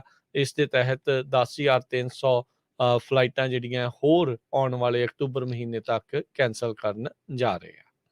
ਜੀ, ਆਪਾਂ ਕੱਲ ਸ਼ਾਮੀ ਵੀ ਖਬਰ ਸਾਂਝੀ ਕੀਤੀ ਸੀ ਵੀ ਯੂਕੇ ਦੇ ਪ੍ਰਾਈਮ ਮਿਨਿਸਟਰ ਬੋਰਿਸ ਜੌਨਸਨ, ਉਹਨਾਂ ਦੀ ਸਰਕਾਰ ਦੇ ਵਿੱਚ ਇੱਕ ਬਹੁਤ ਵੱਡਾ ਕ੍ਰਾਈਸਿਸ ਇਸ ਟਾਈਮ ਚੱਲ ਰਿਹਾ, ਜਦੋਂ ਉਹਨਾਂ ਦੇ 2 ਟੌਪ ਮੋਸਟ ਕੈਬਨਿਟ ਮਿਨਿਸਟਰ, ਜਿਨ੍ਹਾਂ 'ਚ ਹੈਲਥ ਮਿਨਿਸਟਰ ਸਾਜਿਦ ਜਾਵੇਦ ਤੇ ਚਾਂਸਲਰ ਰਿਸ਼ੀ ਸੁਨਕ, ਦੋਨੋਂ ਜਾਣੇ ਸਟੈਪ ਡਾਊਨ ਕਰ ਗਏ ਸੀਗੇ। ਇਹ ਇੱਕ ਸਾਰਾ ਕੇਸ ਸੈਕਸ਼ੂਅਲ ਮਿਸਕੰਡਕਟ ਨੂੰ ਲੈ ਕੇ ਸੀ। ਪਹਿਲਾਂ ਬੋਰਿਸ ਜੌਨਸਨ ਦੀ ਸਰਕਾਰ ਮੰਨੀ ਨਹੀਂ ਵੀ ਉਹਨਾਂ ਦਾ ਮੰਤਰੀ ਇੱਕ ਇੱਦਾਂ ਦੇ ਚੱਕਰ 'ਚ ਫਸਿਆ ਹੋਇਆ ਹੈ। ਫਿਰ ਜਦੋਂ ਉਹ ਮੰਨੀ, ਕਹਿੰਦੇ ਵੀ ਅਸੀਂ ਇਹ ਪ੍ਰੋਬਲਮ ਰਿਜ਼ੋਲਵ ਕਰ ਰਹੀ ਹੈਗੀ ਆ। ਇਸ ਤੋਂ ਪਹਿਲਾਂ ਵੀ ਕੁਛ ਹਫ਼ਤੇ ਪਹਿਲਾਂ ਇੱਕ ਜਿਹੜਾ ਮਤਾ ਪਾਸ ਕੀਤਾ ਗਿਆ ਸੀ, ਉਸ ਟਾਈਮ ਦੇ ਉੱਤੇ ਬੋਰਿਸ ਜੌਨਸਨ ਦੀ ਸਰਕਾਰ ਬਚ ਗਈ ਸੀ। ਰੂਲ ਹੁਣ ਇਹ ਆ, ਕਹਿੰਦੇ ਵੀ ਦੂਸਰੀ ਵਾਰੀ 12 ਮਹੀਨੇ ਤੋਂ ਬਾਅਦ ਹੀ ਮਤਾ ਲੈ ਕੇ ਆ ਸਕਦੇ ਸਰਕਾਰ ਦੇ ਉਲਟ। ਪਰ ਜਿਹੜੇ ਕੰਜ਼ਰਵੇਟਿਵਸ ਹੈਗੇ ਆ, ਹਾਈ ਹੈਡ ਜਿਨ੍ਹਾਂ ਦੀ ਇਹ ਸਰਕਾਰ ਆ, ਉਹ ਸੋਚ ਰਹੇ ਆ ਵੀ ਆਪਾਂ ਇਸ ਰੂਲ ਦੇ ਵਿੱਚ ਅਮੈਂਡਮੈਂਟ ਲੈ ਕੇ ਆਈਏ ਤਾਂ ਕਿ ਬੋਰਿਸ ਜੌਨਸਨ ਨੂੰ ਸਾਈਡ ਤੇ ਕੀਤਾ ਜਾ ਸਕੇ। ਬੋਰਿਸ ਜੌਨਸਨ ਪਿਛਲੇ ਕਈ ਮਹੀਨਿਆਂ 'ਚ ਕਾਫੀ ਕੰਟਰੋਵਰਸੀ 'ਚ ਰਿਹਾ ਹੈਗਾ। ਉਹਨਾਂ ਦਾ ਐਡਮਿਨਿਸਟ੍ਰੇਸ਼ਨ ਖਾਸ ਕਰਕੇ ਪੈਂਡੇਮਿਕ ਦੇ ਦੌਰਾਨ। ਹੁਣ ਕਹਿੰਦੇ ਵੀ ਇਹ ਵੀ ਹੋ ਸਕਦਾ ਆ ਕੰਜ਼ਰਵੇਟਿਵ ਪਾਰਟੀ ਜੋ ਆ ਉਹ ਆਪਣੇ ਰੂਲ ਚੇਂਜ ਕਰਦਾ ਹੈ। ਨੋ ਕੌਨਫੀਡੈਂਸ ਵੋਟ ਕਈ ਤੁਸੀਂ ਵਿਦਿਨ 12 ਮੰਥ ਲਿਆ ਸਕਦੇ ਆ। ਜੂਨ 6 ਨੂੰ ਹੀ ਇਹ ਮਤਾ ਲੈ ਕੇ ਆਏ ਸੀ, ਉਸ ਟਾਈਮ ਸਰਵਾਈਵ ਕਰ ਗਏ ਸੀ। ਜਾਂ ਬੋਰਿਸ ਜੌਨਸਨ ਖੁਦ ਰਿਜ਼ਾਈਨ ਕਰ ਜਾਏ। ਸੋ ਜੇ ਉਹ ਖੁਦ ਰਿਜ਼ਾਈਨ ਕਰਦੇ ਹੈਗੇ ਆ ਤੇ ਫਿਰ ਉਹਨਾਂ ਦੀ ਜੋ ਇੰਟਰਨਲ ਇਲੈਕਸ਼ਨ ਹੋਣੀ ਆ ਕੰਜ਼ਰਵੇਟਿਵ ਪਾਰਟੀ ਦੀ, ਤੇ ਉਹ ਆਪਣਾ ਨਵਾਂ ਲੀਡਰ ਚੁਣ ਸਕਦੇ ਹੈਗੇ ਆ। ਸੋ ਇਹ ਦੇਖਦੇ ਕਾਫੀ ਇੰਗਲੈਂਡ ਦੇ ਵਿੱਚ ਜਿਹੜੀ ਪੋਲਿਟਿਕਸ ਆ ਉਹ ਹੁਣ ਬਹੁਤ ਤੱਤਾ ਕੰਮ ਹੋਇਆ ਆ। ਉੱਥੇ ਕਿਸੇ ਟਾਈਮ ਵੀ ਉਹਨਾਂ ਦੀ ਜਿਹੜੀ ਸਰਕਾਰ ਆ ਦੇਖ ਸਕਦੀ ਆ, ਜਾਂ ਪ੍ਰਾਈਮ ਮਿਨਿਸਟਰ ਰਿਜ਼ਾਈਨ ਕਰਕੇ ਉਹਨਾਂ ਦੀ ਜਗ੍ਹਾ ਨਵਾਂ ਪ੍ਰਾਈਮ ਮਿਨਿਸਟਰ ਬਣਾਇਆ ਜਾ ਸਕਦਾ ਹੈ। ਸੋ ਲੋਕ ਵਿਰੋਧੀ ਨੀਤੀਆਂ ਦਾ ਅਕਸਰ ਕਹਿੰਦੇ ਵੀ ਇਦਾਂ ਦਾ ਸਾਹਮਣਾ ਜਿਹੜਾ ਉਹ ਹੁੰਦਾ ਆ। ਬਾਕੀ ਜਿਹੜੇ ਸਕੈਂਡਲ ਇੰਨੇ ਕੁ ਜ਼ਿਆਦਾ ਇਹਨਾਂ ਦੇ ਸਰਕਾਰ ਦੇ ਵਿੱਚ ਹੋਏ ਆ, ਬੋਰਿਸ ਜੌਨਸਨ ਦੇ ਉੱਤੇ ਵੀ ਗਾਜ ਜਿਹੜੀ ਉਹ ਡਿੱਗ ਸਕਦੀ ਆ। ਬ੍ਰੈਕਸਿਟ ਤੋਂ ਸ਼ੁਰੂਆਤਾਂ ਜਿਹੜੀਆਂ ਉਹ ਹੋਈਆਂ ਸੀ, ਉਦੋਂ ਥਰੀਸਾ ਮੇ ਦੀ ਵਿਚਾਰੀ ਉਹਦੀ ਬਲੀ ਲੈ ਲਈ ਗਈ। ਫਿਰ ਇਹ ਆਇਆ ਤੇ ਉਸ ਤੋਂ ਬਾਅਦ ਦੇ ਵਿੱਚ ਲੋਕਾਂ ਨੂੰ ਘਰੇ ਤਾੜ ਕੇ ਆਪ ਪਾਰਟੀਆਂ ਕਰਦੇ ਰਹੇ। ਲੋਕਾਂ ਦੇ ਨਾਲ ਲੋਕ ਕਾਫੀ ਤੰਗ ਪਰੇਸ਼ਾਨ ਜਿਹੜੇ ਹੋਏ। ਓਵਰਆਲ ਜਿਹੜਾ ਸੁਨਾਕ ਤੇ ਜਿਹੜੇ ਜਾਵਦ ਆ, ਉਹਨਾਂ ਦੀ ਵੀ ਬਹੁਤ ਆਲੋਚਨਾ ਹੁੰਦੀ ਰਹੀ। ਜੌਨਸਨ ਦੀ ਤਾਂ ਜਿਹੜੀ ਉਹ ਹੁੰਦੀ ਉਹੀ ਸੀਗੀ। ਅੰਦਰ ਹੀ ਇਹਨਾਂ ਦੀ ਪਾਰਟੀ ਦੇ ਵਿੱਚੋਂ ਵੀ ਇਹ ਆਵਾਜ਼ਾਂ ਜਿਹੜੀਆਂ ਉਹ ਆਉਂਦੀਆਂ ਰਹੀਆਂ। ਸੋ ਇੱਕ ਸਕੈਂਡਲ ਜਿਹੜਾ ਪਿਛਲੇ ਹਫ਼ਤੇ ਹੀ ਕਹਿ ਲਓ ਵੀ ਲਾਈਟ ਦੇ ਵਿੱਚ ਆਇਆ, ਰੌਸ਼ਨੀ 'ਚ ਜਿਹੜਾ ਆਇਆ ਸੀਗਾ। ਉਸ ਤੋਂ ਬਾਅਦ 'ਚ ਇਹਨਾਂ ਦੇ ਜਿਹੜੇ ਡਿਪਟੀ ਚੀਫ ਵਿਪ ਸੀਗੇ ਕੰਜ਼ਰਵੇਟਿਵ ਪਾਰਟੀ ਦੇ, ਕ੍ਰਿਸ ਪਿੰਚਰ, ਉਹਨਾਂ ਨੂੰ ਵੀ ਅਸਤੀਫਾ ਜਿਹੜਾ ਆ ਉਹ ਦੇਣਾ ਪਿਆ ਸੀਗਾ। ਹਾਲਾਤ ਇਹਦੇ ਲਈ ਕੋਈ ਬਹੁਤੇ ਚੰਗੇ ਜਿਹੜੇ ਉਹ ਨਹੀਂ ਨਜ਼ਰ ਆ ਰਹੇ। ਅਗਲੀ ਗੱਲ ਕਰੀਏ EDD ਦੀ। ਕੈਲੀਫੋਰਨੀਆ ਦੇ ਵਿੱਚ ਜਿਹੜੀ ਇੰਪਲੋਇਮੈਂਟ ਵਾਲਾ ਇਹ ਜਿਹੜਾ ਡਿਵੈਲਪਮੈਂਟ ਡਿਪਾਰਟਮੈਂਟ ਆ, ਉਸ ਨੇ ਮਈ ਮਹੀਨੇ ਦੇ ਵਿੱਚ ਇੱਕ ਪ੍ਰੈਸ ਰਿਲੀਜ਼ ਕੀਤੀ ਸੀ ਵੀ 47,000 ਫਰਾਡੂਲੈਂਟ ਅਨਇੰਪਲੋਇਮੈਂਟ ਇੰਸ਼ੋਰੈਂਸ ਦੇ ਕਲੇਮਸ ਆਏ ਆ, ਜਿਹੜੇ 550 ਮਿਲੀਅਨ ਤੋਂ ਵੱਧ ਦੇ ਸੀਗੇ। ਉਹਨਾਂ ਨੂੰ ਤਾਂ ਇਹਨਾਂ ਨੇ ਡੱਕ ਦਿੱਤਾ, ਪਰ ਕਹਿੰਦੇ ਵੀ ਇਹ ਮਸਲਾ ਅਜੇ ਵੀ ਨਹੀਂ ਰੁਕ ਰਿਹਾ। 2 ਸਾਲ ਹੋ ਗਏ ਨੇ ਪੈਂਡੈਮਿਕ ਤੋਂ ਲੈ ਕੇ ਹੁਣ ਤੱਕ, ਪਰ ਅਨਇੰਪਲੋਇਮੈਂਟ ਦੇ ਫਰਾਡ ਅਜੇ ਵੀ ਕੈਲੀਫੋਰਨੀਆ ਦੇ ਵਿੱਚ ਬਾਦਸਤੂਰ ਜਾਰੀ ਨੇ, ਜਿਸ ਦੇ ਨਾਲ ਕੈਲੀਫੋਰਨੀਆ ਦੀ ਜਿਹੜੀ ਇਹ ਮਨੀ ਆ, ਰਾਸ਼ੀ ਆ, ਉਸ ਨੂੰ ਲਗਾਤਾਰ ਸਟੀਲ ਕੀਤਾ ਜਾ ਰਿਹਾ ਆ।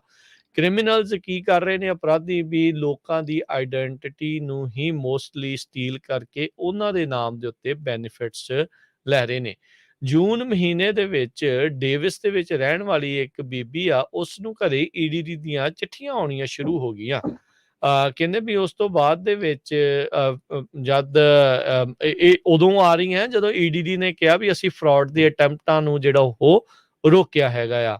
ਨੋਟਿਸ ਕਹਿੰਦੇ ਵੀ ਆਇਆ, requirement to register for work, ਕੋਰਲ ਨਾਂ ਦੀ ਇਸ ਬੀਬੀ ਨੇ ਜਿਹੜਾ ਇਹ ਦੱਸਿਆ। ਫਿਰ ਕਹਿੰਦੀ ਮੈਂ EDD ਦੇ ਨਾਲ ਜਦੋਂ ਗੱਲ ਕੀਤੀ, ਜਾਂ ਉਹਨਾਂ ਸਾਰਿਆਂ ਨਾਲ ਗੱਲ ਕੀਤੀ, KCRA ਵਾਲਿਆਂ ਦੇ ਨਾਲ ਗੱਲ ਕੀਤੀ, ਕਹਿੰਦੇ ਵੀ ਤੁਸੀਂ ਵੀ ਇੰਪਲੋਇਡ ਹੋ? ਕਹਿੰਦੇ ਵੀ ਹਾਂ, ਮੈਂ ਕਰੰਟਲੀ ਇੰਪਲੋਇਡ ਹੈਗੀ ਆ, ਤੇ ਮੈਂ ਅਨਇੰਪਲੋਇਮੈਂਟ ਜਾਂ ਡਿਸੇਬਿਲਿਟੀ ਦੇ ਲਈ ਅਪਲਾਈ ਵੀ ਨਹੀਂ ਕੀਤਾ, ਫਾਈਲ ਵੀ ਨਹੀਂ ਜਿਹੜਾ ਉਹ ਕੀਤਾ ਸੀਗਾ। ਸੋ ਉਸ ਦਾ ਬਾਅਦ 'ਚ ਪਤਾ ਲੱਗਾ ਵੀ ਇਸ ਬੀਬੀ ਦੀ ਜਿਹੜੀ ਆਈਡੈਂਟਿਟੀ ਆ ਉਹ ਚੋਰੀ ਹੋਈ। ਉਸ ਦੇ ਨਾਂ ਦੇ ਉੱਤੇ ਹੁਣ ਲੋਕ ਕਈ ਪਤਾ ਨਹੀਂ ਕਿਹੜੀ ਥਾਂ ਤੋਂ ਬੈਠ ਕੇ ਇਹਨਾਂ ਨੇ ਅਨਇੰਪਲੋਇਮੈਂਟ ਦੇ ਜਿਹੜੇ ਫਾਈਲ ਆ ਉਹ ਕਲੇਮ ਕਰਤੀ ਆ। ਸੋ ਪੈਂਡੈਮਿਕ ਦੇ ਦੌਰਾਨ EDD ਨੇ 20 ਬਿਲੀਅਨ ਤੋਂ ਵੱਧ ਡਾਲਰ ਕਹਿੰਦੇ ਫੇਕ ਅਕਾਊਂਟਸ ਨੂੰ ਜਿਹੜੇ ਉਹ ਪੇ ਆਊਟ ਕੀਤੇ ਸੀ। ਇਹ 2 ਸਾਲਾਂ ਦੇ ਵਿੱਚ ਇੰਨਾ ਵੱਡਾ ਜਿਹੜਾ ਉਹ ਰਗੜਾ ਲੱਗਾ ਆ। ਆਲਦੋ ਇਹ ਫੜੋ ਫੜਾਈ ਦੇ ਵਿੱਚ ਲੱਗੇ ਹੋਏ ਨੇ, ਇਹ ਕਈਆਂ ਨੂੰ ਇਹਨਾਂ ਨੇ ਅੰਦਰ ਕੀਤਾ ਆ, ਕਈਆਂ ਤੋਂ ਵਾਪਸ ਜਿਹੜੇ ਉਹ ਲਏ ਨੇ, ਪਰ ਫਿਰ ਵੀ ਈਡੀਡੀ ਦੇ ਉੱਤੇ ਜਿਹੜਾ ਇਹ ਸਕੈਮ ਆ, ਲਗਾਤਾਰ ਇਹ ਫਰਾਡ ਆ ਜਿਹੜੇ ਉਹ ਅਜੇ ਵੀ ਚੱਲ ਰਹੇ ਨੇ। ਸੋ ਇਹਨਾਂ ਦੀ ਜਿਹੜੀ ਹੋਰ ਵੀ ਬਹੁਤ ਸਾਰੇ ਜਿਹੜੇ ਫਰਾਡ ਦੇ ਵਿਕਟਮ ਆ ਉਹ ਬਣ ਰਹੇ ਨੇ। ਇਹਦੇ ਵਿੱਚ ਇਹ ਆ ਹਰਜੋਤ ਸਿੰਘ ਜੀ, ਜਿਹਨੇ ਤਾਂ ਫਰਾਡ ਕੀਤਾ ਉਹ ਤਾਂ ਡਾਲਰ ਤਾਂ ਲੈ ਹੀ ਗਿਆ, ਪਰ ਜਿਹੜਾ ਬੰਦਾ ਆਮ ਇਨਸਾਨ ਆ, ਜਿਹਨੂੰ ਪਤਾ ਹੀ ਨਹੀਂ, ਉਹਦੇ ਨਾਂ ਦੇ ਉੱਤੇ ਇਸ ਹਿਸਾਬ ਦੇ ਨਾਲ ਕੀਤਾ ਜਾ ਰਿਹਾ ਵੀ ਕਿਤੇ ਰੱਬ ਨਾ ਕਰੇ ਵੀ ਉਹਨਾਂ ਨੂੰ ਲੋੜ ਪੈ ਗਈ ਤੇ ਬਾਅਦ 'ਚ ਈਡੀਡੀ ਨੇ ਉਹਨਾਂ ਨੂੰ ਅਨਇੰਪਲੋਇਮੈਂਟ ਜਾਂ ਉੱਦਾਂ ਦੀ ਜਿਹੜੀ ਸਹਾਇਤਾ ਜਿਹੜੀ ਉਹ ਦੇਣੀ ਨਹੀਂ ਹੈਗੀ। ਸੋ ਡੀਏ ਜਿਹੜਾ ਡਿਸਟ੍ਰਿਕਟ ਅਟਾਰਨੀ ਦਾ ਆਫਿਸ ਆ, ਉਹਨਾਂ ਨੇ ਕਿਹਾ ਵੀ ਹੁਣ ਤੱਕ 78 ਕੇਸਾਂ ਨੂੰ ਉਹਨਾਂ ਨੇ ਪ੍ਰੋਸੀਕਿਊਟ ਕੀਤਾ ਆ, 28 ਜਿਹੜੇ ਅਜੇ ਪੈਂਡਿੰਗ ਆ। ਤੇ ਕਹਿੰਦੇ ਵੀ ਇਹ ਮਹਿਜ 7 ਮਿਲੀਅਨ ਦੇ ਆંકੜੇ ਦੇ ਜਿਹੜੇ ਈਡੀਡੀ ਦੇ ਫਰਾਡ ਆ, ਉਹਦੇ ਮੁਤਾਬਕ ਇਹਨਾਂ ਨੇ ਪ੍ਰੋਸੀਕਿਊਟ ਕੀਤੇ ਆ। ਉਹ ਜਿਹੜੇ ਇਸ ਦੇ ਉੱਤੇ ਕਾਰਵਾਈ ਅਦਾਲਤੀ ਜਿਹੜੀ ਉਹ ਚੱਲ ਰਹੀ ਆ। ਮਿਲੀਅਨਸ ਆਫ ਕੈਲੀਫੋਰਨੀਅਨਸ ਇਸ ਦੇ ਨਾਲ ਜਿਹੜੇ ਆ ਇਹ ਇਫੈਕਟ ਹੋਏ ਆ, ਤੇ ਅਜੇ ਵੀ ਹਰਜੋਤ ਸਿੰਘ ਜੀ ਕੋਈ ਨਜ਼ਰ ਨਹੀਂ ਆ ਰਿਹਾ ਵੀ ਆਉਣ ਵਾਲੇ ਸਮੇਂ ਦੇ ਵਿੱਚ ਇਹ ਕਿੱਥੇ ਤੱਕ ਗੱਲ ਬਣੂਗੀ। 1525 ਕੁੱਲ ਇਨਵੈਸਟੀਗੇਸ਼ਨਸ ਹੋਈਆਂ, ਜਿਨ੍ਹਾਂ ਦੇ ਵਿੱਚੋਂ 467 ਲੋਕਾਂ ਨੂੰ ਗ੍ਰਿਫਤਾਰ ਕੀਤਾ ਗਿਆ। 3.4 ਮਿਲੀਅਨ ਡਾਲਰ ਦੀ ਜਿਹੜੀ ਰਾਸ਼ੀ ਆ ਉਹ ਸੀਜ਼ ਕੀਤੀ ਗਈ, ਤੇ ਇਹਨਾਂ ਦੇ ਵਿੱਚ 162 ਜਾਣਿਆਂ ਨੂੰ ਦੋਸ਼ੀ ਜਿਹੜਾ ਆ ਉਹ ਕਰਾਰ ਦਿੱਤਾ ਗਿਆ ਹੈਗਾ ਆ। ਸੋ ਈਡੀਡੀ ਆਪਣੇ ਅਨਇੰਪਲੋਇਮੈਂਟ ਕਲੇਮਸ ਨੂੰ ਦੇ ਵਿੱਚ ਜਿਹੜੀਆਂ ਆ ਉਹ ਚੇਂਜਸ ਲਿਆਉਣ ਬਾਰੇ ਜਿਹੜੀ ਉਹ ਸੋਚ ਰਹੀ ਆ, ਕਿੱਦਾਂ ਕੀਤਾ ਜਾ ਸਕਦਾ, ਕਿਵੇਂ ਹੋਵੇ ਤਾਂ ਜੋ ਇਦਾਂ ਦੇ ਫਰਾਡ ਆ ਉਹਨਾਂ ਨੂੰ ਨੱਥ ਪਾਈ ਜਾ ਸਕੇ। ਤੇ ਆਪਾਂ ਤਾਂ ਉਮੀਦ ਕਰਦੇ ਹਾਂ ਹਰਜੋਤ ਸਿੰਘ ਜੀ ਵੀ ਕਿਤੇ ਨਾ ਕਿਤੇ ਵਾਪਸ ਇਹ ਡਾਲਰ ਜਿਹੜੇ ਉਹ ਆ ਜਾਣ, ਪਰ it's they are long gone. ਇਦਾਂ ਲੱਗਦਾ ਵੀ ਇਹ ਪਤਾ ਨਹੀਂ ਕਿੱਥੇ ਦੇ ਕਿੱਥੇ ਜਿਹੜੇ ਉਹ ਹੁਣ ਪਹੁੰਚ ਚੁੱਕੇ ਹੋਣੇ ਆ। ਜੀ, ਅਮਰੀਕਾ ਦੀ ਹਿਸਟਰੀ ਦੇ ਵਿੱਚ ਅਨਪਲੋਇਮੈਂਟ ਨੂੰ ਲੈ ਕੇ ਸਭ ਤੋਂ ਵੱਡਾ ਫਰਾਡ ਕੈਲੀਫੋਰਨੀਆ ਦੇ ਵਿੱਚ ਹੋਇਆ। ਹੋਰ ਸਟੇਟਾਂ 'ਚ ਵੀ ਬਹੁਤ ਹੋਇਆ। 7,80,000 ਇਨਐਕਟੀਵੇਟ ਕੀਤੇ ਗਏ ਬੈਨੀਫਿਟ ਕਾਰਡ ਜਿਹੜੇ ਲੋਕਾਂ ਨੇ ਇਸ਼ੂ ਕਰਵਾ ਲਏ ਸੀ, ਤੇ 47,000 ਫਰੋਜੂਲੈਂਟ ਕਲੇਮ ਹੋਣ ਤੋਂ ਰੁਕੇ, ਜੋ ਕਿ 560 ਬਿਲੀਅਨ ਡਾਲਰ ਬਣਦਾ। ਈਡੀਡੀ ਨੇ ਮੰਨਿਆ 20 ਬਿਲੀਅਨ ਡਾਲਰ ਦਾ ਫਰਾਡ ਹੋਇਆ ਹੈਗਾ। ਈਡੀਡੀ ਦੇ 3 ਡਾਇਰੈਕਟਰ ਆਲਰੇਡੀ 2 ਰਿਜ਼ਾਈਨ ਕਰ ਚੁੱਕੇ ਆ ਵਿਦਿਨ 2 ਈਅਰ ਦੇ ਵਿੱਚ। ਹੁਣ ਤੀਸਰੇ ਡਾਇਰੈਕਟਰ ਨੈਂਸੀ ਫਰੀਅਸ ਈਡੀਡੀ ਦੇ ਇਸ ਟਾਈਮ ਦੇ ਉੱਤੇ ਬਣੇ ਹੋਏ ਹੈਗੇ ਆ। ਹੁਣ ਤੱਕ Harjot Singh ji 183 billion dollar total benefits ਈਡੀਡੀ ਦੀ ਆਪਣੀ ਵੈਬਸਾਈਟ ਦੇ ਮੁਤਾਬਿਕ 1 ਜੁਲਾਈ ਤੱਕ ਇਹਨਾਂ ਨੇ ਇਹ ਦਿੱਤੇ ਆ, ਜਿਨ੍ਹਾਂ ਵਿੱਚੋਂ ਇਹ ਮੰਨ ਰਹੇ ਆ ਵੀ 20 ਬਿਲੀਅਨ ਆ। ਹੋ ਸਕਦਾ ਵੱਧ ਵੀ ਹੋਵੇ, ਹੋ ਸਕਦਾ ਇਸ ਤੋਂ ਘੱਟ ਵੀ ਹੋਵੇ, ਪਰ ਅਪਡੇਟਡ ਇਹਨਾਂ ਦੇ ਹੀ ਵੈਬਸਾਈਟ ਦੇ ਉੱਤੇ ਨੰਬਰ ਆ ਵੀ 20 ਬਿਲੀਅਨ ਡਾਲਰ ਦੀ ਜਿਹੜੀ ਧਾਂਦਲੀ ਆ ਉਹ ਬਣੀ ਆ। ਪਿਛਲੇ ਸਾਲ ਅਪਰੋਕਸੀਮੇਟਲੀ ਕਹਿੰਦੇ 11% ਜਿਹੜੇ 180 ਬਿਲੀਅਨ ਡਾਲਰ ਦੇ ਬੈਨੀਫਿਟ ਜਿਹੜੇ ਦਿੱਤੇ ਗਏ ਸੀ ਉਹ ਫਰਾਡੂਲੈਂਟ ਇਸ ਦੇ ਵਿੱਚ ਸੀਗੇ। ਸੋ ਇੰਨਾ ਵੱਡੇ ਪੱਧਰ ਦੇ ਉੱਤੇ ਜਿਹੜੀਆਂ ਧਾਂਦਲੀਆਂ ਉਹ ਹੋਈਆਂ ਨੇ। ਜੀ, ਅਗਲੀ ਖਬਰ ਵੱਲ ਚਲੀਏ, ਟੈਸਲਾ ਨੂੰ ਲੈ ਕੇ ਆ। ਟੈਸਲਾ ਹੁਣ ਦੁਨੀਆ ਦੇ ਵਿੱਚ ਨਹੀਂ ਕੰਪਨੀ ਹੋ ਰਹੀ ਜਿਹੜੀ ਸਭ ਤੋਂ ਜ਼ਿਆਦਾ ਇਲੈਕਟ੍ਰਿਕ ਵਹੀਕਲ ਪ੍ਰੋਡਿਊਸ ਕਰ ਰਹੀ ਆ। ਹੁਣ ਐਲੋਨ ਮਸਕ ਦੇ ਕੰਪੀਟੀਟਰ ਆ ਗਏ ਆ, ਚਾਈਨੀਜ਼ ਆਟੋਮੇਕਰ ਇਲੈਕਟ੍ਰਿਕ ਵਹੀਕਲ ਦੀ BYD, ਜਿਸ ਨੂੰ ਕਿ ਵਾਰਨ ਬਫੇ ਜਿਹੜੇ ਸਪੋਰਟ ਕਰ ਰਹੇ ਹੈਗੇ ਆ, ਉਹਨਾਂ ਨੇ ਇਨਵੈਸਟ ਕੀਤਾ ਹੈ ਮਨੀ। ਉਹਨਾਂ ਨੇ ਕਹਿੰਦੇ ਵੀ 6,38,157 ਇਲੈਕਟ੍ਰਿਕ ਕਾਰਾਂ ਜਿਹੜੀਆਂ ਆ ਉਹ ਪਹਿਲੇ 6 ਮਹੀਨਿਆਂ 'ਚ ਸਨ 2022 'ਚ ਇਸ ਸਾਲ ਵੇਚੀਆਂ ਹੈਗੀਆਂ ਆ। ਇਹ 325% ਉਹਨਾਂ ਦੀ ਪ੍ਰੋਡਕਸ਼ਨ ਦੇ ਵਿੱਚ ਇਨਕਰੀਜ਼ ਹੋਇਆ, ਤੇ ਕੱਲੇ ਜੂਨ ਮਹੀਨੇ 'ਚ 1,33,762 ਇਲੈਕਟ੍ਰਿਕ ਜਾਂ ਪਲੱਗ ਇਨ ਹਾਈਬ੍ਰਿਡ ਵਹੀਕਲਸ ਉਹਨਾਂ ਨੇ ਪ੍ਰੋਡਿਊਸ ਕੀਤੀਆਂ ਹੈਗੀਆਂ। ਸੋ ਟੈਸਲਾ ਨਾਲੋਂ ਕਿਤੇ ਵੱਧ ਇਸ ਕੰਪਨੀ ਨੇ ਕਾਰਾਂ ਜਿਹੜੀਆਂ ਬਣਾਈਆਂ ਆ, ਤੇ ਹੁਣ ਟੈਸਲਾ ਦਾ ਕੰਪੀਟੀਸ਼ਨ ਕਹਿੰਦੇ ਆ ਗਿਆ। ਚਾਈਨਾ ਦੇ ਵਿੱਚ ਟੈਸਲਾ ਨੂੰ ਪਿੱਛੇ ਕਾਫੀ ਝਟਕਾ ਲੱਗਾ ਸੀ, ਕਿਉਂਕਿ ਉਹਨਾਂ ਨੂੰ ਆਪਣੀ ਕੰਪਨੀ ਸ਼ਟ ਡਾਊਨ ਕਰਨੀ ਪਈ ਸੀ ਸ਼ੰਘਾਈ ਦੇ ਵਿੱਚ ਕੋਵਿਡ-19 ਆਊਟਬ੍ਰੇਕ ਦੇ ਦੌਰਾਨ। ਜੀ, ਤੇ ਹਰਜੋਤ ਸਿੰਘ ਜੀ ਹੁਣ ਆਪਣੇ ਨਾਲ ਜ਼ੈਂਡਰ ਮਾਰਗੇਜ ਅਤੇ ਰੀਅਲ estate ਤੋਂ ਜੁੜ ਚੁੱਕੇ ਨੇ ਮੋਹਨ ਸਿੰਘ ਚੀਮਾ ਜੀ। ਉਹ ਆਪਾਂ ਨੂੰ ਰੀਅਲ estate ਤੇ ਮਾਰਗੇਜ ਇੰਡਸਟਰੀ ਦੀ ਜਿਹੜੇ ਲੇਟੈਸਟ ਅਪਡੇਟਸ ਆ ਉਹਨਾਂ ਦੇ ਨਾਲ ਜਾਣੂ ਕਰਵਾਉਣਗੇ। ਮੋਹਨ ਸਿੰਘ ਚੀਮਾ ਜੀ, ਜੀ ਆਇਆਂ ਨੂੰ ਸਵਾਗਤ ਹੈ, ਸਤਿ ਸ਼੍ਰੀ ਅਕਾਲ ਜੀ। ਹਾਂਜੀ, ਰਾਜਵੀਰ ਭਾਜੀ, ਆਪ ਜੀ ਨੂੰ, ਖਾਲਸਾ ਭਾਜੀ ਆਪ ਜੀ ਨੂੰ ਅਤੇ ਸਭ ਸਰੋਤਿਆਂ ਨੂੰ ਮੇਰੇ ਵੱਲੋਂ ਪਿਆਰ ਭਰੀ ਸਤਿ ਸ਼੍ਰੀ ਅਕਾਲ ਜੀ। ਸਤਿ ਸ਼੍ਰੀ ਅਕਾਲ। ਮੋਹਨ ਚੀਮਾ ਜੀ, ਗੱਲਬਾਤ ਸ਼ੁਰੂ ਕਰਨ ਤੋਂ ਪਹਿਲਾਂ ਆਪਣੀ ਆਈਡੀ ਸ਼ੇਅਰ ਕਰ ਲਿਓ ਜੀ। ਹਾਂਜੀ ਵੀਰ ਜੀ। ਸੋ ਜਿਹੜੀ ਸਾਡੀ ਜ਼ੈਂਡਰ ਮੌਰਗੇਜ ਨਾਲ ਜਿਹੜੀ ਸਾਡੀ ਲੋਨ ਤੇ ਜਿਹੜਾ ਇਹ ਕੰਮ ਕਰਨੇ ਉਹਨਾਂ ਨਾਲ ਜਿਹੜੀ ਆਈਡੀ ਹੈਗੀ ਜੀ, NMLS ਆਈਡੀ ਨੰਬਰ ਹੈਗਾ 698952 ਜੀ। ਜਿਹੜਾ ਸਾਡਾ ਵਿਊਸ਼ਰ ਦਾ ਕੰਮ ਹੈਗਾ ਜੀ ਵਿੱਚ ਜ਼ੈਂਡਰ ਵਿਊਸ਼ਰ ਦੇ ਵਿੱਚ, ਉਹਦੀ ਜਿਹੜੀ DRE ਨੰਬਰ ਹੈਗੀ ਜੀ ਉਹ ਹੈਗੀ ਹੈ 02067197 ਜੀ। ਜੀ ਜੀ ਸੋ ਮੋਹਨ ਚੀਮਾ ਜੀ, ਕੀ ਲੇਟੈਸਟ ਅਪਡੇਟ ਆ ਰੀਅਲ ਏਸਟੇਟ ਦੀ ਮਾਰਕੀਟ ਨੂੰ, ਘਰਾਂ ਦੇ ਪ੍ਰਾਈਸਿਸ ਨੂੰ ਲੈ ਕੇ ਕੀ ਕੁਝ ਚੱਲ ਰਿਹਾ ਜੀ? ਜੀ ਵੀਰ ਜੀ, ਮੈਂ ਨਾ ਇੱਕ ਛੋਟਾ ਜਿਹਾ ਤੁਹਾਡਾ ਸ਼ੋਅ ਸੁਣਦਾ ਸੀਗਾ, ਜਿਹੜੀ ਤੁਸੀਂ ਇਹ ਫਰਾਡ ਦੀ ਗੱਲ ਕਰਦੇ ਸੀਗੇ ਨਾ ED ਜੀ ਦੀ। ਮੈਂ ਇਹਦਾ ਖੁਦ ਵਿਕਟਮ ਹੈਗਾ ਜੀ। ਮੇਰੇ ਨਾਂ ਤੇ ਕਿਸੇ ਨੇ $6,700 ਦੀ ਕਲੇਮ ਪਾਈ ਲਾਸ ਵੇਗਸ ਵਿੱਚ, ਜਿੱਥੇ ਮੈਂ ਕਦੀ ਮਤਲਬ ਕਿ ਜਾਂਦੇ ਸੀ, ਘੁੰਮਦੇ ਫਿਰਦੇ ਛੋ ਰਹੀਦਾ। ਜੀ ਪਰ ਉੱਥੇ ਕਿਸੇ ਨੇ ਕਲੇਮ ਕੀਤਾ ਤੇ ਮੈਨੂੰ ਐਂਡ 'ਚ ਸਾਲ ਤੋਂ ਬਾਅਦ ਉਹਨਾਂ ਦਾ 3 ਮਹੀਨੇ ਆ ਗਿਆ ਵੀ ਆ ਤੁਸੀਂ ਫਾਈਲ ਕਰੋ ਜੀ। ਮੈਂ ਕਿਹਾ ਤੇ ਮੈਂ ਤਾਂ ਮੈਂ ਕੋਈ ਕੰਮ ਆਇਆ ਸੀ, ਕੋਈ ਜੌਬ ਵੀ ਨਹੀਂ ਕੀਤੀ। ਮੈਂ ਤਾਂ ਅਨਇੰਪਲੋਇਡ ਵੀ ਨਹੀਂ ਸੀਗਾ। ਮੈਂ ਅਨਇੰਪਲੋਇਡ ਨਹੀਂ ਫਾਈਲ ਕੀਤੀ। ਪਰ ਇਹ ਫਰਾਡ ਜੀ ਵਾਕਈ ਦੇ ਬਹੁਤ ਵਿਕਟਿਮਸ ਵੀ ਹੈਗੇ ਨੇ। ਔਰ ਮੈਂ ਤਾਂ ਇਹ ਵੀ ਦੱਸਦਾ ਕਿ ਮੈਂ ਡਿਪਾਰਟਮੈਂਟ ਨੂੰ ਕਾਲਾਂ ਕਰ ਥੱਕ ਗਿਆ, ਉਹਨਾਂ ਨੂੰ ਮੈਂ ਲੈਟਰ ਭੇਜ ਕੇ ਥੱਕ ਗਿਆ, ਪਰ ਹਜੇ ਤੱਕ ਸਾਲ ਹੋ ਗਿਆ ਜੀ ਉਹਨਾਂ ਦਾ ਕੋਈ ਜਵਾਬ ਨਹੀਂ ਆਇਆ। ਜੀ ਨਹੀਂ, ਇਹ ਤਾਂ ਆਪਾਂ ਨੂੰ ਪਤਾ ਹੀ ਆ ਵੀ EDD ਦੇ ਹਾਲਾਤ ਕਿੱਦਾਂ ਦੇ ਜਿਹੜੇ ਉਹ ਰਹੇ ਆ, ਲੋਕਾਂ ਨੇ ਜੋ ਕੁਝ ਜਿਹੜਾ ਉਹ ਦੇਖਿਆ ਆ ਉਹ ਨਹੀਂ ਹੈਂਡਲ ਕਰਨਗੇ ਜ਼ਰੂਰ। ਇਹ ਸਿਸਟਮ ਸਾਡੇ US ਦੇ ਵਿੱਚ ਇੱਕ ਬੜਾ ਕਹ ਲਓ ਵੀ ਸਿਸਟਮ ਜ਼ਰੂਰ ਹੈਗਾ, ਕਦੀ ਨਾ ਕਦੀ ਚੀਜ਼ ਦਾ ਜਵਾਬ ਜ਼ਰੂਰ ਆਊਗਾ। ਪਰ ਉਹ ਇੰਨੇ ਜ਼ਿਆਦਾ ਬਿਜ਼ੀ ਹੈਗੇ ਨੇ ਵੀ ਉਹਨਾਂ ਕੋਲ ਨਾ ਕੇਸਿਸ ਦੀਆਂ ਫਾਈਲਾਂ ਜਿਹੜੀਆਂ ਹੈਗੀਆਂ ਉਹ ਉਹਨਾਂ ਨੂੰ ਨਿਪਟਾ ਨਹੀਂ ਪਾ ਰਹੇ। They're too busy. Anyway, ਹੋਰ ਸੁਣਾਓ ਸਭ ਠੀਕ ਠਾਕ? ਜੀ ਜੀ ਬਿਲਕੁਲ। ਸੋ ਮਾਰਗੇਜ ਦੀ ਗੱਲ ਕਰਦੇ ਜਾਈਏ ਚੀਮਾ ਜੀ, ਕਹਿੰਦੇ ਵੀ ਸੈਕੰਡ ਵੀਕ ਆ ਮਾਰਗੇਜ ਦਾ ਰੇਟ ਥੋੜਾ ਜਿਹਾ ਘਟਿਆ, ਪਰ ਡਿਮਾਂਡ ਵੀ ਕਹਿੰਦੇ ਘੱਟ ਆ। ਹਾਂਜੀ ਸੋ ਖਾਲਸਾ ਭਾਜੀ, ਡੈਫੀਨੇਟਲੀ ਜਿਹੜਾ ਅਸੀਂ ਇੱਕ ਨਾ ਗੱਲ ਦਾ ਜ਼ਿਕਰ ਕਾਫੀ ਸਮੇਂ ਤੋਂ ਕਰਦੇ ਆ ਰਹੇ ਹਾਂ, ਅੱਜ ਵੀ ਕਰਨੇ ਆ, ਵੀ ਜਿਹੜੀ ਕਰੈਕਸ਼ਨ ਦੀ ਅਸੀਂ ਗੱਲ ਕਰਦੇ ਸੀ ਨਾ ਵੀ ਇਹ ਕਰੈਕਟ ਹੋ ਗਈ ਮਾਰਕੀਟ ਕਦੇ ਨਾ ਕਦੀ, ਉਹ ਸਮਾਂ ਆ ਚੁੱਕਿਆ ਹੈ। ਹੁਣ ਮਾਰਕੀਟ ਦੇ ਵਿੱਚ ਕਰੈਕਸ਼ਨ ਤਕਰੀਬਨ ਹਰ ਇੱਕ ਸ਼ਹਿਰ 'ਚ ਕੁਛ ਇੱਕ ਪਰਸੈਂਟੇਜ ਦੀ ਹੈਗੀ ਹੈ। ਕਈਆਂ ਦੇ ਵਿੱਚ 7% ਦੀ ਹੈ, ਕਿਸੇ ਦੇ ਵਿੱਚ 5% ਦੀ ਹੈ, ਕਿਸੇ ਦੇ ਵਿੱਚ 3% ਦੀ ਹੈ। ਮਤਲਬ ਹੁਣ ਇਹ ਹੈਗਾ ਵੀ ਜਿਵੇਂ ਅਸੀਂ ਪਹਿਲਾਂ ਘਰ ਲਾਉਂਦੇ ਸੀ ਨਾ ਵੀ ਕੋਈ ਸੇਲ ਤੇ ਲੱਗਾ ਤੇ ਆਂਢੀ ਗੁਆਂਢੀ ਰੌਲਾ ਪੈ ਜਾਂਦਾ ਸੀ ਮੁਹੱਲੇ 'ਚ ਵੀ ਆਹ ਘਰ ਲੱਗ ਗਿਆ ਤੇ ਆਜੋ ਤੇ ਆਫਰਾਂ ਮਲਟੀਪਲ ਆਫਰਸ ਕਹਿ ਲਓ ਵੀ ਬਿਡਿੰਗ ਵਾਰ ਜਿਹਨੂੰ ਅਸੀਂ ਕਹਿੰਦੇ ਆ, ਬੜੀ ਸੁਣਦੇ ਸੀ ਵੀ ਉਹ ਸ਼ੁਰੂ ਹੋ ਜਾਂਦੇ ਸੀ।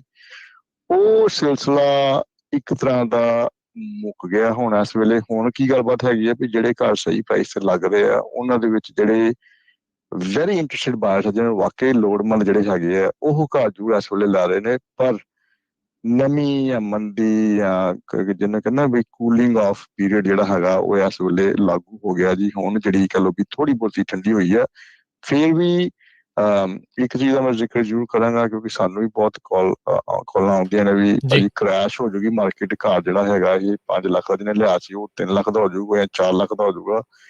ਉਹੋ ਜਿਹੀ ਕੋਈ ਗੱਲਬਾਤ ਇਸ ਵੇਲੇ ਹਜੇ ਵੀ ਕਿਤੇ ਵੀ ਨਜ਼ਰ ਜਿਹੜੀ ਹੈਗੀ ਆ ਉਹ ਨਹੀਂ ਆ ਰਹੀ ਜੀ। ਸੇ ਰੀਅਲ ਸਟੇਟ ਦੀ ਇਨਵੈਂਟੋਰੀ ਨੂੰ ਲੈ ਕੇ ਵੀ ਆ ਰਿਹਾ ਹੁਣ ਬਹੁਤ ਵੱਖ-ਵੱਖ ਈਵਨ NAR ਦੇ ਜੋ ਹੈਗੇ ਇਕੋਨੋਮਿਸਟ, ਉਹਨਾਂ ਨੇ ਵੀ ਕਿਹਾ ਵੀ ਇਨਵੈਂਟੋਰੀ ਵੱਧ ਰਹੀ ਆ। ਮੈਂ ਸਾਰੀ ਸਰਚ ਕਰ ਰਿਹਾ ਸੀ, ਈਵਨ ਕੈਲੀਫੋਰਨੀਆ 'ਚ 3 ਸ਼ਹਿਰਾਂ ਦੇ ਵਿੱਚ ਇਨਵੈਂਟੋਰੀ ਜ਼ਰੂਰ ਵਧੀ ਹੈਗੀ ਆ, ਰੋਜ਼ਵਿਲ, ਐਲਗਰੋਵ ਤੇ ਲੈਨਕਾਸਟਰ ਦੇ ਵਿੱਚ। ਸੋ ਇਹਦੇ ਨਾਲ ਜਿਹੜੇ ਬਾਇਰ ਆ ਉਹਨਾਂ ਨੂੰ ਮੈਨੂੰ ਲੱਗਦਾ ਵੀ ਥੋੜਾ ਜਿਹਾ ਸਾਹ ਆਊਗਾ ਵੀ ਭਰਾਵੋ ਸਾਨੂੰ ਹੁਣ ਘਰ ਅਸੀਂ ਖਰੀਦ ਸਕਾਂਗੇ। ਬਿਲਕੁਲ ਖਾਲਸਾ ਭਾਈ, ਦੇਖੋ ਇਹ ਨਾ ਇਹ ਸਾਈਕਲ ਹੈਗੇ ਆ। ਇਹ ਚੀਜ਼ ਦੀ ਐਕਚੁਅਲੀ ਨਾ ਕੋਵਿਡ ਨੇ ਇਸ ਚੀਜ਼ ਨੂੰ ਡਿਲੇ ਕਰਤਾ ਸੀ ਜੀ। ਰਾਈਟ ਬਿਫੋਰ ਕੋਵਿਡ ਨਾ ਮਾਰਕੀਟ ਬਿਲਕੁਲ ਰਾਈਪ ਹੋ ਚੁੱਕੀ ਸੀ, ਰੈਡੀ ਹੋ ਚੁੱਕੀ ਸੀ ਵੀ ਇਹਨੂੰ ਕਰੈਕਸ਼ਨ 'ਚ ਲਾਓ। ਉਹ ਕੋਵਿਡ ਨੇ ਆ ਕੇ ਥੋੜਾ ਜਿਹਾ ਇੱਕਦਮ ਪਹਿਲਾਂ ਬ੍ਰੇਕ ਲਾਈ, ਫਿਰ ਇੱਕਦਮ ਜਦੋਂ ਖੁੱਲਿਆ ਤੇ ਵਿਆਜਾਂ ਦੇ ਉੱਪਰ ਇੰਨਾ ਜ਼ਿਆਦਾ ਫਰਕ ਪੈ ਗਿਆ ਵੀ ਕਾਹਲੀ ਪੈ ਗਈ ਲੋਕਾਂ ਨੂੰ, ਵੀ ਜਿਨ੍ਹਾਂ ਨੇ ਨਹੀਂ ਵੀ ਲੈਣਾ ਸੀ ਉਹਨਾਂ ਨੇ ਵੀ ਸੋਚ ਸਮਝ ਕੇ ਕਰ ਲਓ ਵੀ। ਮੈਂ ਤਾਂ ਵੈਸੇ ਬੜਾ ਖੁਸ਼ ਹਾਂ ਵੀ ਜਿਨ੍ਹਾਂ ਨੇ ਘਰ ਲੈ ਟਾਈਮ ਸਿਰ ਉਦੋਂ। ਇੱਕ ਜਿਹੜੇ ਵਿਆਜ ਦਾ ਫਾਇਦਾ ਚੁੱਕੇ ਨਾ ਕੋਵਿਡ ਦੌਰਾਨ 'ਚ ਆਪਣੇ ਰਾਜਵੀਰ ਭਾਜੀ, ਦੇ ਆਰ ਵਿਨਰਸ। ਦੇ ਉਹਨਾਂ ਦੀ ਕਹਿ ਲਓ ਵੀ ਉਹਨਾਂ ਦੇ ਹੱਥ ਵਿੱਚ ਇਹ ਇਸ ਵੇਲੇ ਇੱਕ ਲਾਟਰੀ ਦੀ ਜਿਹੜੀ ਟਿਕਟ ਸੀ, ਸਮਝ ਲਓ ਉਹਨੇ ਕੈਸ਼ ਕਰ ਲਈ। ਵਧੀਆ ਕੰਮ ਹੋ ਗਿਆ ਸਾਰਾ, ਗੁੱਡ ਰੇਟ ਮਿਲ ਗਿਆ। ਕਿਸੇ ਨੇ 15 ਸਾਲ ਦੀ ਕਰਾ ਲਈ, ਕਿਸੇ ਨੇ ਗੁੱਡ ਰੇਟ ਤੇ ਘਰ ਲਿਆ। ਹੁਣ ਘਰਾਂ ਦੇ ਵਿੱਚ ਐਕੁਇਟੀ ਵੀ ਬਣ ਚੁੱਕੀ ਹੈਗੀ ਹੈ। ਸੋ ਓਵਰਆਲ ਜੇ ਅਸੀਂ ਦੇਖੀਏ ਨਾ ਇਸ ਵੇਲੇ ਵੀ ਇਹ ਜਿਹੜਾ ਸਮਾਂ ਕੋਵਿਡ ਦੇ ਵਿੱਚ ਸੀਗਾ, ਇਹਨੇ ਮਾਰਕੀਟ ਨੂੰ ਥੋੜਾ ਜਿਹਾ ਐਕਸਟੈਂਡ ਕਰਤਾ ਜੀ। ਅਨਨੋਇੰਗਲੀ ਕਿਸੇ ਨੇ ਇਸ ਚੀਜ਼ ਦਾ, ਕਿਸੇ ਇੱਕ ਵੀ ਬੰਦੇ ਨੇ ਇਸ ਚੀਜ਼ ਦਾ ਪਲਾਨ ਨਹੀਂ ਕੀਤਾ ਸੀ ਵੀ ਕੋਵਿਡ ਦੇ ਵਿੱਚ ਮਾਰਕੀਟ ਵਧੂਗੀ। ਸਭ ਦਾ ਇਹ ਵਿਚਾਰ ਸੀਗਾ ਵੀ ਕੋਵਿਡ ਦੇ ਵਿੱਚ ਕੰਮ ਬੰਦ ਹੋ ਜਾਣੇ ਆ, ਜੌਬਾਂ ਚਲੇ ਜਾਣੀਆਂ, ਵਿਆਜਾਂ ਨਾਲ ਚਲੋ ਛੱਡੋ ਕੀ ਗੱਲ ਕਰਨੀ ਹੈ, ਵੀ ਜਿਹੜੀ ਹਾਊਸਿੰਗ ਮਾਰਕੀਟ ਆ ਉਹ ਕਿਤੇ ਨਹੀਂ ਜਾਣੀ, ਲੋਕੀ ਘਰ ਕਿੱਦਾਂ ਲੈਣਗੇ ਜਦੋਂ ਜੌਬਾਂ ਹੀ ਨਹੀਂ ਹੈਗੀਆਂ, ਜਾਂ ਜਦੋਂ ਲੋਕੀ ਘਰੇ ਬੈਠੇ ਆ ਕਿੱਦਾਂ ਹੋਊਗਾ। ਪਰ ਫਿਰ ਵੀ ਰੈਜ਼ਿਲੀਅੰਸ ਦੇਖੋ ਤੁਸੀਂ ਮਾਰਕੀਟ ਦੀ, ਵੀ ਹਾਊਸਿੰਗ ਮਾਰਕੀਟ ਨੇ ਉਹ ਛਾਲ ਮਾਰੀ ਹੈ ਵੀ 30 35 37% ਇਨਕਰੀਜ਼ ਸਾਲ ਦੀ ਹੋਈ ਹੈ, ਵੀ ਜਿਹੜੀ ਅਸੀਂ ਐਕਸਪੈਕਟ ਨਹੀਂ ਕਰਦੇ ਸੀਗੇ। ਮੈਂ ਬਿਲਕੁਲ ਐਕਸਪੈਕਟ ਕਰਦਾ ਸੀ ਵੀ ਇੰਨੀ, ਅਸੀਂ ਮਾਰਕੀਟ ਨੂੰ ਮੋਨੀਟਰ, ਮੈਨੂੰ 30 ਸਾਲ ਹੋ ਗਏ ਜੀ ਇਸ ਚੀਜ਼ ਨੂੰ ਦੇਖਦੇ, ਮੈਂ ਕਦੀ ਇਹੋ ਜਿਹਾ ਜੰਪ ਨਹੀਂ ਦੇਖਿਆ ਵੀ ਜਿਹੜਾ ਮੈਂ ਪਿਛਲੇ 2 ਸਾਲ ਦੇ ਜਾਂ ਸਾਲ ਦੇ ਵਿੱਚ ਦੇਖਿਆ ਵੀ ਇੰਨੀ ਜ਼ਿਆਦਾ ਇਨਕਰੀਜ਼ ਹੁੰਦੀ ਹੈ। ਹੁਣ ਇੰਨੀ ਜ਼ਿਆਦਾ ਇਨਕਰੀਜ਼ ਹੋਈ ਹੈ, ਹੁਣ ਵਿਆਜ ਵਧੇ ਨੇ, ਹੁਣ ਜਿਹੜੀ ਕਰੈਕਸ਼ਨ ਦਾ ਟਾਈਮ ਹੈਗਾ ਨਾ, ਅਸੀਂ ਉਸ ਦੌਰ ਚੋਂ ਹੁਣ ਅਸੀਂ ਨਿਕਲ ਰਹੇ ਹਾਂ, ਕਰੈਕਸ਼ਨ ਹੋ ਰਹੀ ਹੈ, ਥੋੜੀ ਬਹੁਤੀ ਠੰਡੀ ਹੋ ਗਈ market, but like I said crash ਨਹੀਂ ਜੇ ਹੋਣੀ, ਨਾ ਹੀ ਲੱਗਦਾ ਜਲਦੀ ਕਿਤੇ ਹੋਊਗੀ। ਹਾਂ ਇਹ ਜ਼ਰੂਰ ਹੈਗਾ ਵੀ ਜਿਹੜੇ ਘਰ ਤੁਹਾਨੂੰ ਥੋੜੇ ਬਹੁਤ ਤੁਹਾਨੂੰ ਸਸਤੇ ਮਿਲ ਸਕਦੇ ਆ, ਉਹ ਜਿਹੜੀ ਸੰਭਾਵਨਾ ਹੈਗੀ ਹੈ। ਪਰ ਫਿਰ ਵੀ ਜਿਨ੍ਹਾਂ ਨੇ ਘਰ ਵੇਚਣੇ ਆ ਨਾ, ਹੁਣ ਉਹ ਵੀ ਜਿਹੜਾ ਸੋਚਣਾ ਸ਼ੁਰੂ ਕਰ ਦੇਣ ਕਿ ਅਸੀਂ ਜੇ ਵੇਚਣ ਦੀ ਸੋਚ ਰਹੇ ਹਾਂ ਵੀ ਇਹ ਟਾਈਮ ਹੈਗਾ, ਉਹਨਾਂ ਵਾਸਤੇ ਕੋਈ ਸੋਚਣ ਦਾ ਟਾਈਮ ਨਹੀਂ ਹੈਗਾ। ਜੇ ਤੁਸੀਂ ਵੇਚਣਾ ਚਾਹੁੰਦੇ ਜੇ ਤੇ ਤੁਹਾਡੇ ਕੋਲ ਐਕਸਟਰਾ ਕਹ ਲਓ ਵੀ 1-2 ਘਰ ਹੈਗੇ ਨੇ, ਤੁਸੀਂ ਸੋਚ ਰਹੇ ਹੋ ਵੀ ਪੈਸਾ ਕਾਹਦੇ ਕਿਤੇ ਹੋਰ ਲਾਉਣਾ ਚਾਹੁੰਦੇ ਜੇ, ਉਹਨਾਂ ਵਾਸਤੇ ਇਹ ਸਮਾਂ ਇਸ ਵੇਲੇ ਹਜੇ ਵੀ ਬੜਾ ਸੁਨਹਿਰੀ ਹੈਗਾ ਜੇ, ਇਹ ਵੀ ਕੱਲ ਨੂੰ ਥੋੜਾ ਬਹੁਤਾ ਚੇਂਜ ਹੋ ਸਕਦਾ। ਜੀ ਸੋ ਤਕਰੀਬਨ ਆਪਾਂ ਕੀ ਹੁਣ ਬਾਇਰ ਮਾਰਕੀਟ ਦੇ ਵਿੱਚ ਪਹੁੰਚ ਚੁੱਕੇ ਹਾਂ ਸੈਲਰ ਮਾਰਕੀਟ ਤੋਂ? ਨਾਟ ਦੇਅਰ ਯet ਜੀ, ਹਜੇ ਵੀ ਨਾ ਇਨਵੈਂਟੋਰੀ ਕੁਛ ਸ਼ਹਿਰਾਂ ਵਿੱਚ ਕਹ ਲਓ ਵੀ ਜਿਹੜੀ ਵਧਣੀ ਸ਼ੁਰੂ ਹੋ ਗਈ ਹੈ, ਪਰ ਲੇਕਿਨ ਹਜੇ ਵੀ ਜਿਹੜੀ ਓਵਰਆਲ ਡਿਮਾਂਡ ਹੈਗੀ ਨਾ, ਦੇਖੋ ਜੀ ਉਹ ਐਕਚੁਅਲੀ US ਦੇ ਵਿੱਚ ਅਸੀਂ ਉਸ ਚੀਜ਼ ਨੂੰ ਕੈਚਅਪ ਨਹੀਂ ਕਰ ਰਹੇ। ਕੋਵਿਡ ਤੋਂ ਪਹਿਲਾਂ ਮਿਲੀਅਨ ਘਰਾਂ ਦੀ ਸ਼ਾਰਟੇਜ ਸੀਗੀ, ਜਦੋਂ ਕਿ ਅਸੀਂ ਇਸ ਬਾਰੇ ਸੋਚ ਨਹੀਂ ਸਕੀ। ਕੋਵਿਡ ਨੇ ਕੁਝ ਭਲਾ ਨਹੀਂ ਕੀਤਾ, ਕਾਰ ਨਹੀਂ ਇੰਨੇ ਜ਼ਿਆਦਾ ਬਣੇ ਜਿੰਨੇ ਸੋਚੇ ਸੀ ਬਣਨਗੇ। ਸੋ ਹਜੇ ਵੀ ਜਿਹੜੀ ਓਵਰਆਲ US ਹਾਊਸਿੰਗ ਮਾਰਕੀਟ ਵਿੱਚ ਜਿਹੜੀ ਸ਼ਾਰਟੇਜ ਹੈਗੀ ਹੈ ਵੀਰ ਜੀ, ਉਹ ਹਜੇ ਤੱਕ ਬਣੀ ਹੋਈ ਹੈ। It is a matter of time. ਹੁਣ ਅਸੀਂ ਨਾ ਆਪਣੇ ਆਪ ਨੂੰ ਐਡਜਸਟ ਕਰ ਰਹੇ ਹਾਂ, ਤੇਲ ਦਾ ਭਾਅ ਦੇਖ ਲਓ, ਹਰ ਚੀਜ਼ ਦਾ ਭਾਅ ਦੇਖ ਲਓ, ਅਸੀਂ ਨੂੰ ਐਡਜਸਟ ਕਰ ਰਹੇ ਹਾਂ। ਇਹ ਨਹੀਂ ਵੀ ਕੁਝ ਚੀਜ਼ਾਂ ਬੰਦ ਹੋ ਜਾਣਗੀਆਂ, ਸੋਚਣੇ ਜ਼ਰੂਰ ਹੈਗੇ ਆ, ਪਰ ਇਹ ਹੌਲੀ ਹੌਲੀ ਅਸੀਂ ਇਹਦੇ ਯੂਜ਼ਡ ਹੋ ਜਾਣਾ। So it is going to go back, ਥੋੜੀ ਜਿਹੀ ਬ੍ਰੇਕ ਲਊਗੀ ਤੇ ਫਿਰ ਤਾਂ ਨੂੰ ਮਾਰਕੀਟ ਜਿਹੜੀ ਆ ਹੌਲੀ ਹੌਲੀ ਸਟੱਡੀ ਪੇਸ ਤੇ ਜਾਊਗੀ। ਆ ਜੰਪ ਨਹੀਂ ਮਾਰੂਗੀ ਜਿਹੜੀ ਆ ਮਾਰਿਆ ਨਾ 1.5 ਸਾਲ ਪਹਿਲਾਂ ਜੰਪ ਹੋ ਜਾ, ਉਹ ਨਹੀਂ ਵੱਜੂਗਾ। ਜੀ ਬਿਲਕੁਲ। ਤੇ ਜਿਹੜਾ ਇਸ ਟਾਈਮ ਕੋਈ ਸੋਚ ਰਿਹਾ ਹੈ, ਜਿਹੜਾ ਵਿਆਜ ਦੀਆਂ ਦਰਾਂ ਨੂੰ ਦੇਖ ਕੇ, ਚਲੋ ਓਬਵੀਅਸਲੀ ਬੰਦਾ 2 ਵਾਰੀ 4 ਵਾਰੀ ਹਰ ਇੱਕ ਜਣਾ ਸੋਚਦਾ ਵੀ ਲੈ ਲਈਏ ਨਾ ਲੈ ਲਈਏ। ਹੁਣ ਆਪਾਂ ਮੰਦੀ ਦੀ ਗੱਲ ਵੀ ਚੱਲਦੀ ਆ, ਰਿਸੈਸ਼ਨ ਦੀ ਦੌਰ ਦੀ ਵੀ ਗੱਲ ਚੱਲਦੀ ਆ, ਜੌਬਸ ਪਤਾ ਨਹੀਂ ਰਹਿਣੀਆਂ ਨਹੀਂ ਰਹਿਣੀਆਂ, ਕਿੱਦਾਂ ਦੀ ਸਥਿਤੀ ਜਿਹੜੀ ਉਹ ਹੋਏਗੀ। ਇਸ ਮਾਮਲੇ ਦੇ ਵਿੱਚ ਜਿਹੜੇ ਅਜੇ ਅਫੋਰਡ ਕਰ ਸਕਦੇ ਆ ਜਾਂ ਅਜੇ ਉਹ ਇਸ ਦੇ ਲਈ ਅਸੈਪਟ ਹੋ ਸਕਦੇ ਉਹਨਾਂ ਦੇ ਮਾਰਗੇਜਸ, ਉਹਨਾਂ ਨੂੰ ਉਹ ਕੀ ਕਰ ਸਕਦੇ ਨੇ ਇਸ ਮੌਕੇ? ਦੇਖੋ ਜੀ ਰਾਜਵੀਰ ਭਾਈ ਦਾ ਸਵਾਲ ਬਹੁਤ ਵਧੀਆ ਹੈਗਾ। ਜਿੰਨਾ ਕੁ ਸਮਾਂ ਮੈਂ ਇਸ ਇੰਡਸਟਰੀ 'ਚ ਕੰਮ ਕੀਤਾ, ਮੈਂ ਹਮੇਸ਼ਾ ਹਾਊਸਿੰਗ ਦੇ ਫੇਵਰ 'ਚ ਗੱਲ ਕੀਤੀ ਹੈ। ਇੱਕ ਤੇ ਮੇਰਾ ਇਹ ਕੰਮ ਵੀ ਹੈਗਾ, ਦੂਸਰੀ ਗੱਲ ਇਹ ਹੈਗੀ ਹੈ ਵੀ ਜਿਹੜਾ ਰੀਅਲ estate ਦਾ ਐਸਟ ਹੈ ਉਹ ਤੁਹਾਨੂੰ ਨਾ ਜਲਦੀ ਕੀਤਿਆਂ ਨੁਕਸਾਨ ਨਹੀਂ ਪਹੁੰਚਾਉਂਦਾ। ਇੱਕ ਵਾਰੀ ਗਲਤੀ ਜ਼ਰੂਰ ਹੋਈ ਸੀ ਜਦੋਂ ਮੈਂ 2007 ਜਾਂ 2008 ਦੀ ਗੱਲ ਕਰਨੀ, ਪਰ ਉਹਦੇ ਵਿੱਚ ਨਾ ਰੌਲਾ ਹੋਰ ਸੀਗਾ। ਉਹਦੇ ਵਿੱਚ ਓਵਰਆਲ ਫਰਾਡ ਬੜੇ ਪਾਸੋਂ ਹੋਇਆ ਸੀਗਾ, ਬੈਂਕਿੰਗ ਸਾਈਡ ਤੋਂ ਹੋਇਆ ਸੀਗਾ, ਕੰਜ਼ਿਊਮਰ ਸਾਈਡ ਤੋਂ ਹੋਇਆ ਸੀ। ਓਵਰਆਲ ਨਾ ਖਿੱਚ ਪਿੱਚ ਬਹੁਤ ਸੀਗੀ ਤੇ ਬੜਾ ਕੰਮ ਖਰਾਬ ਹੋਇਆ ਸੀਗਾ। ਇਨ ਜਨਰਲ ਜਿਹੜਾ ਰੀਅਲ estate ਦਾ ਐਸਟ ਹੈਗਾ, ਇੱਕ ਇਹ ਅਸਲੀ ਚੀਜ਼ ਹੈਗੀ ਹੈ। ਅੱਜ ਵੀ ਅਸੀਂ ਘਰਾਂ ਦੇ ਲੋਨ ਕੰਪਲੀਟ ਕਰ ਰਹੇ ਹਾਂ, ਅੱਜ ਵੀ ਅਸੀਂ ਲੋਕਾਂ ਦੀਆਂ ਆਫਰਾਂ ਭਰ ਰਹੇ ਹਾਂ, ਅੱਜ ਵੀ ਲੋਕੀ ਕਾਰ ਲੈ ਰਹੇ ਨੇ। ਕਿਉਂਕਿ ਹਾਊਸਿੰਗ ਇੱਕ ਨੀਡ ਹੈਗੀ ਹੈ, ਇੱਕ ਨੈਸੈਸਿਟੀ ਹੈਗੀ ਹੈ। ਕੋਈ ਇਹ ਨਹੀਂ ਹੈਗਾ ਅਸੀਂ ਬਾਹਰ ਆ ਰਹੇ ਹਾਂ, ਜਾਂ ਅਸੀਂ ਕਿਰਾਏ ਦੇ ਘਰ ਰਹਿ ਰਹੇ ਹਾਂ, ਜਾਂ ਅਸੀਂ ਆਪਣੇ ਘਰ ਜਾ ਰਹੇ ਹਾਂ। ਕਦੀ ਨਾ ਕਦੀ ਤੁਸੀਂ ਹਮੇਸ਼ਾ ਆਪਣਾ ਘਰ ਬਣਾਉਣ ਦੀ ਜ਼ਰੂਰ ਸੋਚਦੇ ਹੋ। ਅੱਜ ਦਾ ਸਮਾਂ ਵੀ ਕੋਈ ਗਲਤ ਜਾਂ ਮਾੜਾ ਸਮਾਂ ਨਹੀਂ ਹੈਗਾ, ਤੁਸੀਂ ਘਰ ਜ਼ਰੂਰ ਲੈ ਸਕਦੇ ਹੋ। ਹਾਂ, ਵਿਆਜ ਦੀ ਸਾਨੂੰ ਥੋੜੀ ਜਿਹੀ ਨਾ ਕਹਿ ਲਓ ਵੀ ਸਾਨੂੰ ਮਜ਼ਾ ਆ ਗਿਆ ਸੀਗਾ ਵੀ ਬੜੇ ਘੱਟ ਵਿਆਜ ਸੀਗੇ ਤੇ ਉਹ ਨਹੀਂ ਮਿਲਦੇ ਪਏ ਅਜੇ। ਬਟ ਜੇ ਕੱਲ ਨੂੰ ਵਿਆਜ ਘਟਦੇ ਆ ਤੇ ਤੁਸੀਂ ਕੋਈ ਇਸ ਕੰਮ ਤੋਂ ਪਰੇ ਨਹੀਂ ਹੈਗੇ, ਤੁਸੀਂ ਕਦੇ ਵੀ ਉਸ ਨੂੰ ਰੀਫਾਈਨੈਂਸ ਕਰ ਸਕਦੇ ਹੋ, ਉਹਦੀ ਕੋਈ ਪੈਨਲਟੀ ਨਹੀਂ ਹੁੰਦੀ। ਸੋ ਜਿਨ੍ਹਾਂ ਨੇ ਵੀ ਘਰ ਲੈਣੇ ਆ, ਜਿਹੜੇ ਲੋੜਵੰਦ ਹੈਗੇ ਨੇ, ਮੈਂ ਹਮੇਸ਼ਾ ਇੱਕ ਗੱਲ ਕਰਨਾ ਵੀ ਜੇ ਤੁਹਾਨੂੰ ਲੋੜ ਹੈਗੀ ਹੈ ਉਸ ਲੋੜ ਨੂੰ ਤੁਸੀਂ ਪੂਰੀ ਕਰੋ। ਔਰ ਹਾਊਸਿੰਗ ਇੱਕ ਪੱਕੀ ਲੋੜ ਹੁੰਦੀ ਹੈ, ਔਰ ਇਹ ਹਰ ਇੱਕ ਦੀ ਹੁੰਦੀ ਹੈ। ਘਰ ਬਣਾਉਣਾ ਹਰ ਇੱਕ ਦਾ ਇੱਕ ਸੁਪਨਾ ਵੀ ਹੁੰਦਾ ਹੈ। ਸੋ ਜਿਨ੍ਹਾਂ ਨੇ ਵੀ ਘਰ ਲੈਣੇ ਨੇ, ਅੱਜ ਵੀ ਜੇ ਲੈਣੇ ਨੇ ਨਾ, ਨਾਟ ਏ ਬੈਡ ਟਾਈਮ, ਤੁਸੀਂ ਘਰ ਲੈ ਸਕਦੇ ਹੋ। ਹਾਂ, ਵਿਆਜ ਤੁਹਾਨੂੰ ਜ਼ਿਆਦਾ ਲੱਗਦਾ ਹੈਗਾ, ਮੈਂ ਵੀ ਕਿੰਨਾ ਵਿਆਜ ਜ਼ਿਆਦਾ ਹੈਗਾ। ਜੇ ਕੱਲ ਨੂੰ ਇਹ ਵਿਆਜ ਘਟਣ ਤੇ ਤੁਸੀਂ ਉਸ ਨੂੰ ਰੀਫਾਈਨੈਂਸ ਕਰਾ ਸਕਦੇ ਹੋ। ਬਾਕੀ ਜੇ ਤੁਸੀਂ ਘਰ ਅੱਜ ਵੀ ਲੈਂਦੇ ਹੋ ਉਹ ਇੰਨਾ ਜ਼ਿਆਦਾ ਨਹੀਂ ਡਿੱਗਣਾ ਜਿੰਨਾ ਤੁਸੀਂ ਸੋਚ ਰਹੇ ਹੋ ਵੀ ਤੁਹਾਨੂੰ ਲੱਖ ਦਾ ਨੁਕਸਾਨ ਹੋ ਜਾਊਗਾ ਜਾਂ ਤੁਹਾਨੂੰ 2 ਲੱਖ ਦਾ ਨੁਕਸਾਨ ਹੋ ਜਾਊਗਾ। 1-2%, 3-4% ਉੱਪਰ ਥੱਲੇ ਤੇ ਮਾਰਕੀਟ ਹਮੇਸ਼ਾ ਚੱਲਦੀ ਰਹਿੰਦੀ ਹੈ। ਬਟ ਓਵਰਆਲ ਜਿਹੜਾ ਗ੍ਰਾਫ ਦੇਖੋਗੇ ਅੱਜ ਤੋਂ 20 ਸਾਲ ਪਹਿਲਾਂ ਜਿਹੜਾ ਘਰ ਸੀਗਾ ਉਹ ਉਸ ਕੀਮਤ ਤੇ ਅੱਜ ਨਹੀਂ ਹੈਗਾ, ਵਧਿਆ। ਜੀ ਜੀ ਜੀ ਬਿਲਕੁਲ। ਸੋ ਸੋਤੋ ਜੇ ਤੁਸੀਂ ਵੀ ਕੋਈ ਸਲਾਹ ਲੈਣੀ ਆ ਰੀਅਲ estate ਕੋਈ ਖਰੀਦਣੀ ਆ, ਵੇਚਣੀ ਆ ਤਾਂ ਜਾਂ ਮਾਰਗੇजेस ਦੇ ਬਾਰੇ ਗੱਲ ਕਰਨੀ ਆ ਤਾਂ ਤੁਸੀਂ ਮੋਹਨ ਚੀਮਾ ਹੋਣਾ ਦੇ ਨਾਲ ਸੰਪਰਕ ਕਰ ਸਕਦੇ ਆ। ਇਹਨਾਂ ਦਾ ਆਫਿਸ ਦਾ ਫੋਨ ਨੰਬਰ 855-905-2575 855-905-2575 ਤੇ ਕੈਲੀਫੋਰਨੀਆ ਤੇ ਇਲਾਵਾ ਹੋਰ ਕਿਹੜੇ ਸੂਬਿਆਂ ਦੇ ਵਿੱਚ ਤੁਹਾਡੀਆਂ ਸਰਵਿਸਿਜ਼ ਅਵੇਲੇਬਲ ਆ ਮੋਹਨ ਚੀਮਾ ਜੀ? ਹਾਂਜੀ ਜੀ ਰਾਜਵੀਰ ਭਾਜੀ, ਸੋ ਬੇਸਿਕਲੀ ਜਿਹੜਾ ਅਸੀਂ ਮਾਰਗੇਜ ਨਾਲ ਸੰਬੰਧੀ ਆ ਕਿਸੇ ਵੀ ਘਰ ਲੈਣਾ ਜਾਂ ਤੁਹਾਨੂੰ ਕੋਈ ਘਰ ਲੋਨ ਲੈਣ ਦੇ ਵਿੱਚ ਦਿੱਕਤ ਆ ਰਹੀ ਹੈ ਸਟੇਟ ਆਫ ਇੰਡੀਆਨਾ ਕਿਤੇ ਵੀ ਹੋਵੋ ਤੁਸੀਂ, ਵਾਸ਼ਿੰਗਟਨ ਪੂਰੀ ਸਟੇਟ ਕੰਮ ਕਰਨੇ ਆ, ਥਰੂ ਆਊਟ ਕੈਲੀਫੋਰਨੀਆ ਤੇ ਕੋਲੋਰਾਡੋ, ਇਹ 4 ਸਟੇਟਸ ਦੇ ਵਿੱਚ ਤੁਸੀਂ ਕਿਤੇ ਵੀ ਹੈਗੇ ਹੋ ਲੋਨ ਦਾ ਕੋਈ ਤੁਹਾਡਾ ਸਵਾਲ ਹੈਗਾ ਜਾਂ ਮੈਂ ਤੁਹਾਡੀ ਮਦਦ ਕਰ ਸਕਣਾ ਤੇ ਮੈਨੂੰ ਉਹਦੇ ਵਿੱਚ ਤੁਸੀਂ ਜ਼ਰੂਰ ਮੌਕਾ ਦਿਓ ਜੀ। ਅਸੀਂ ਰੂਹ ਨਾਲ ਕੰਮ ਕਰਨੇ ਆ। ਨੰਬਰ ਜਿਹੜਾ ਹੈਗਾ ਮੈਂ ਤੁਸੀਂ ਅਨਾਉਂਸ ਕੀਤਾ ਭਾਜੀ ਉਹ ਟੋਲ ਫ੍ਰੀ ਨੰਬਰ ਹੈਗਾ, ਜਿਹੜਾ ਮੇਰੀ ਡਾਇਰੈਕਟ ਲਾਈਨ ਹੈਗੀ ਹੈ ਉਹ ਹੈਗੀ ਜੀ 559-905-2575। ਮੈਂ ਸਭ ਨੂੰ ਇਹ ਕਹਿਣਾ ਵੀ ਇਹ ਲਿਖ ਕੇ ਰੱਖ ਲਓ ਫਿਰ ਤੇ ਕਹਿਣਾ ਚਾਹੇ ਤੁਹਾਡਾ ਜ਼ਰੂਰ ਕੰਮ ਆਊਗਾ। 559-905-2575 ਜੀ। ਥੈਂਕ ਯੂ ਮੋਹਨ ਚੀਮਾ ਜੀ, ਮਿਲਦੇ ਹਾਂ ਜੀ ਫਿਰ ਅਗਲੀ ਵਾਰ। ਬਹੁਤ ਸ਼ੁਕਰੀਆ ਜੀ, ਸਤਿ ਸ਼੍ਰੀ ਅਕਾਲ। ਰਾਜਵੀਰ ਭਾਜੀ ਆਪ ਜੀ ਦਾ ਖਾਲਸਾ ਭਾਜੀ ਆਪ ਜੀ ਨੂੰ ਅਤੇ ਸਭ ਸਰੋਤਿਆਂ ਨੂੰ ਇੱਕ ਵਾਰੀ ਫਿਰ ਮੇਰੇ ਵੱਲੋਂ ਪਿਆਰ ਭਰੀ ਸਤਿ ਸ਼੍ਰੀ ਅਕਾਲ ਜੀ। ਸਤਿ ਸ਼੍ਰੀ ਅਕਾਲ। ਸੋ ਪ੍ਰੋਗਰਾਮ ਦੀ ਇੱਥੇ ਸਮਾਪਤੀ ਆ।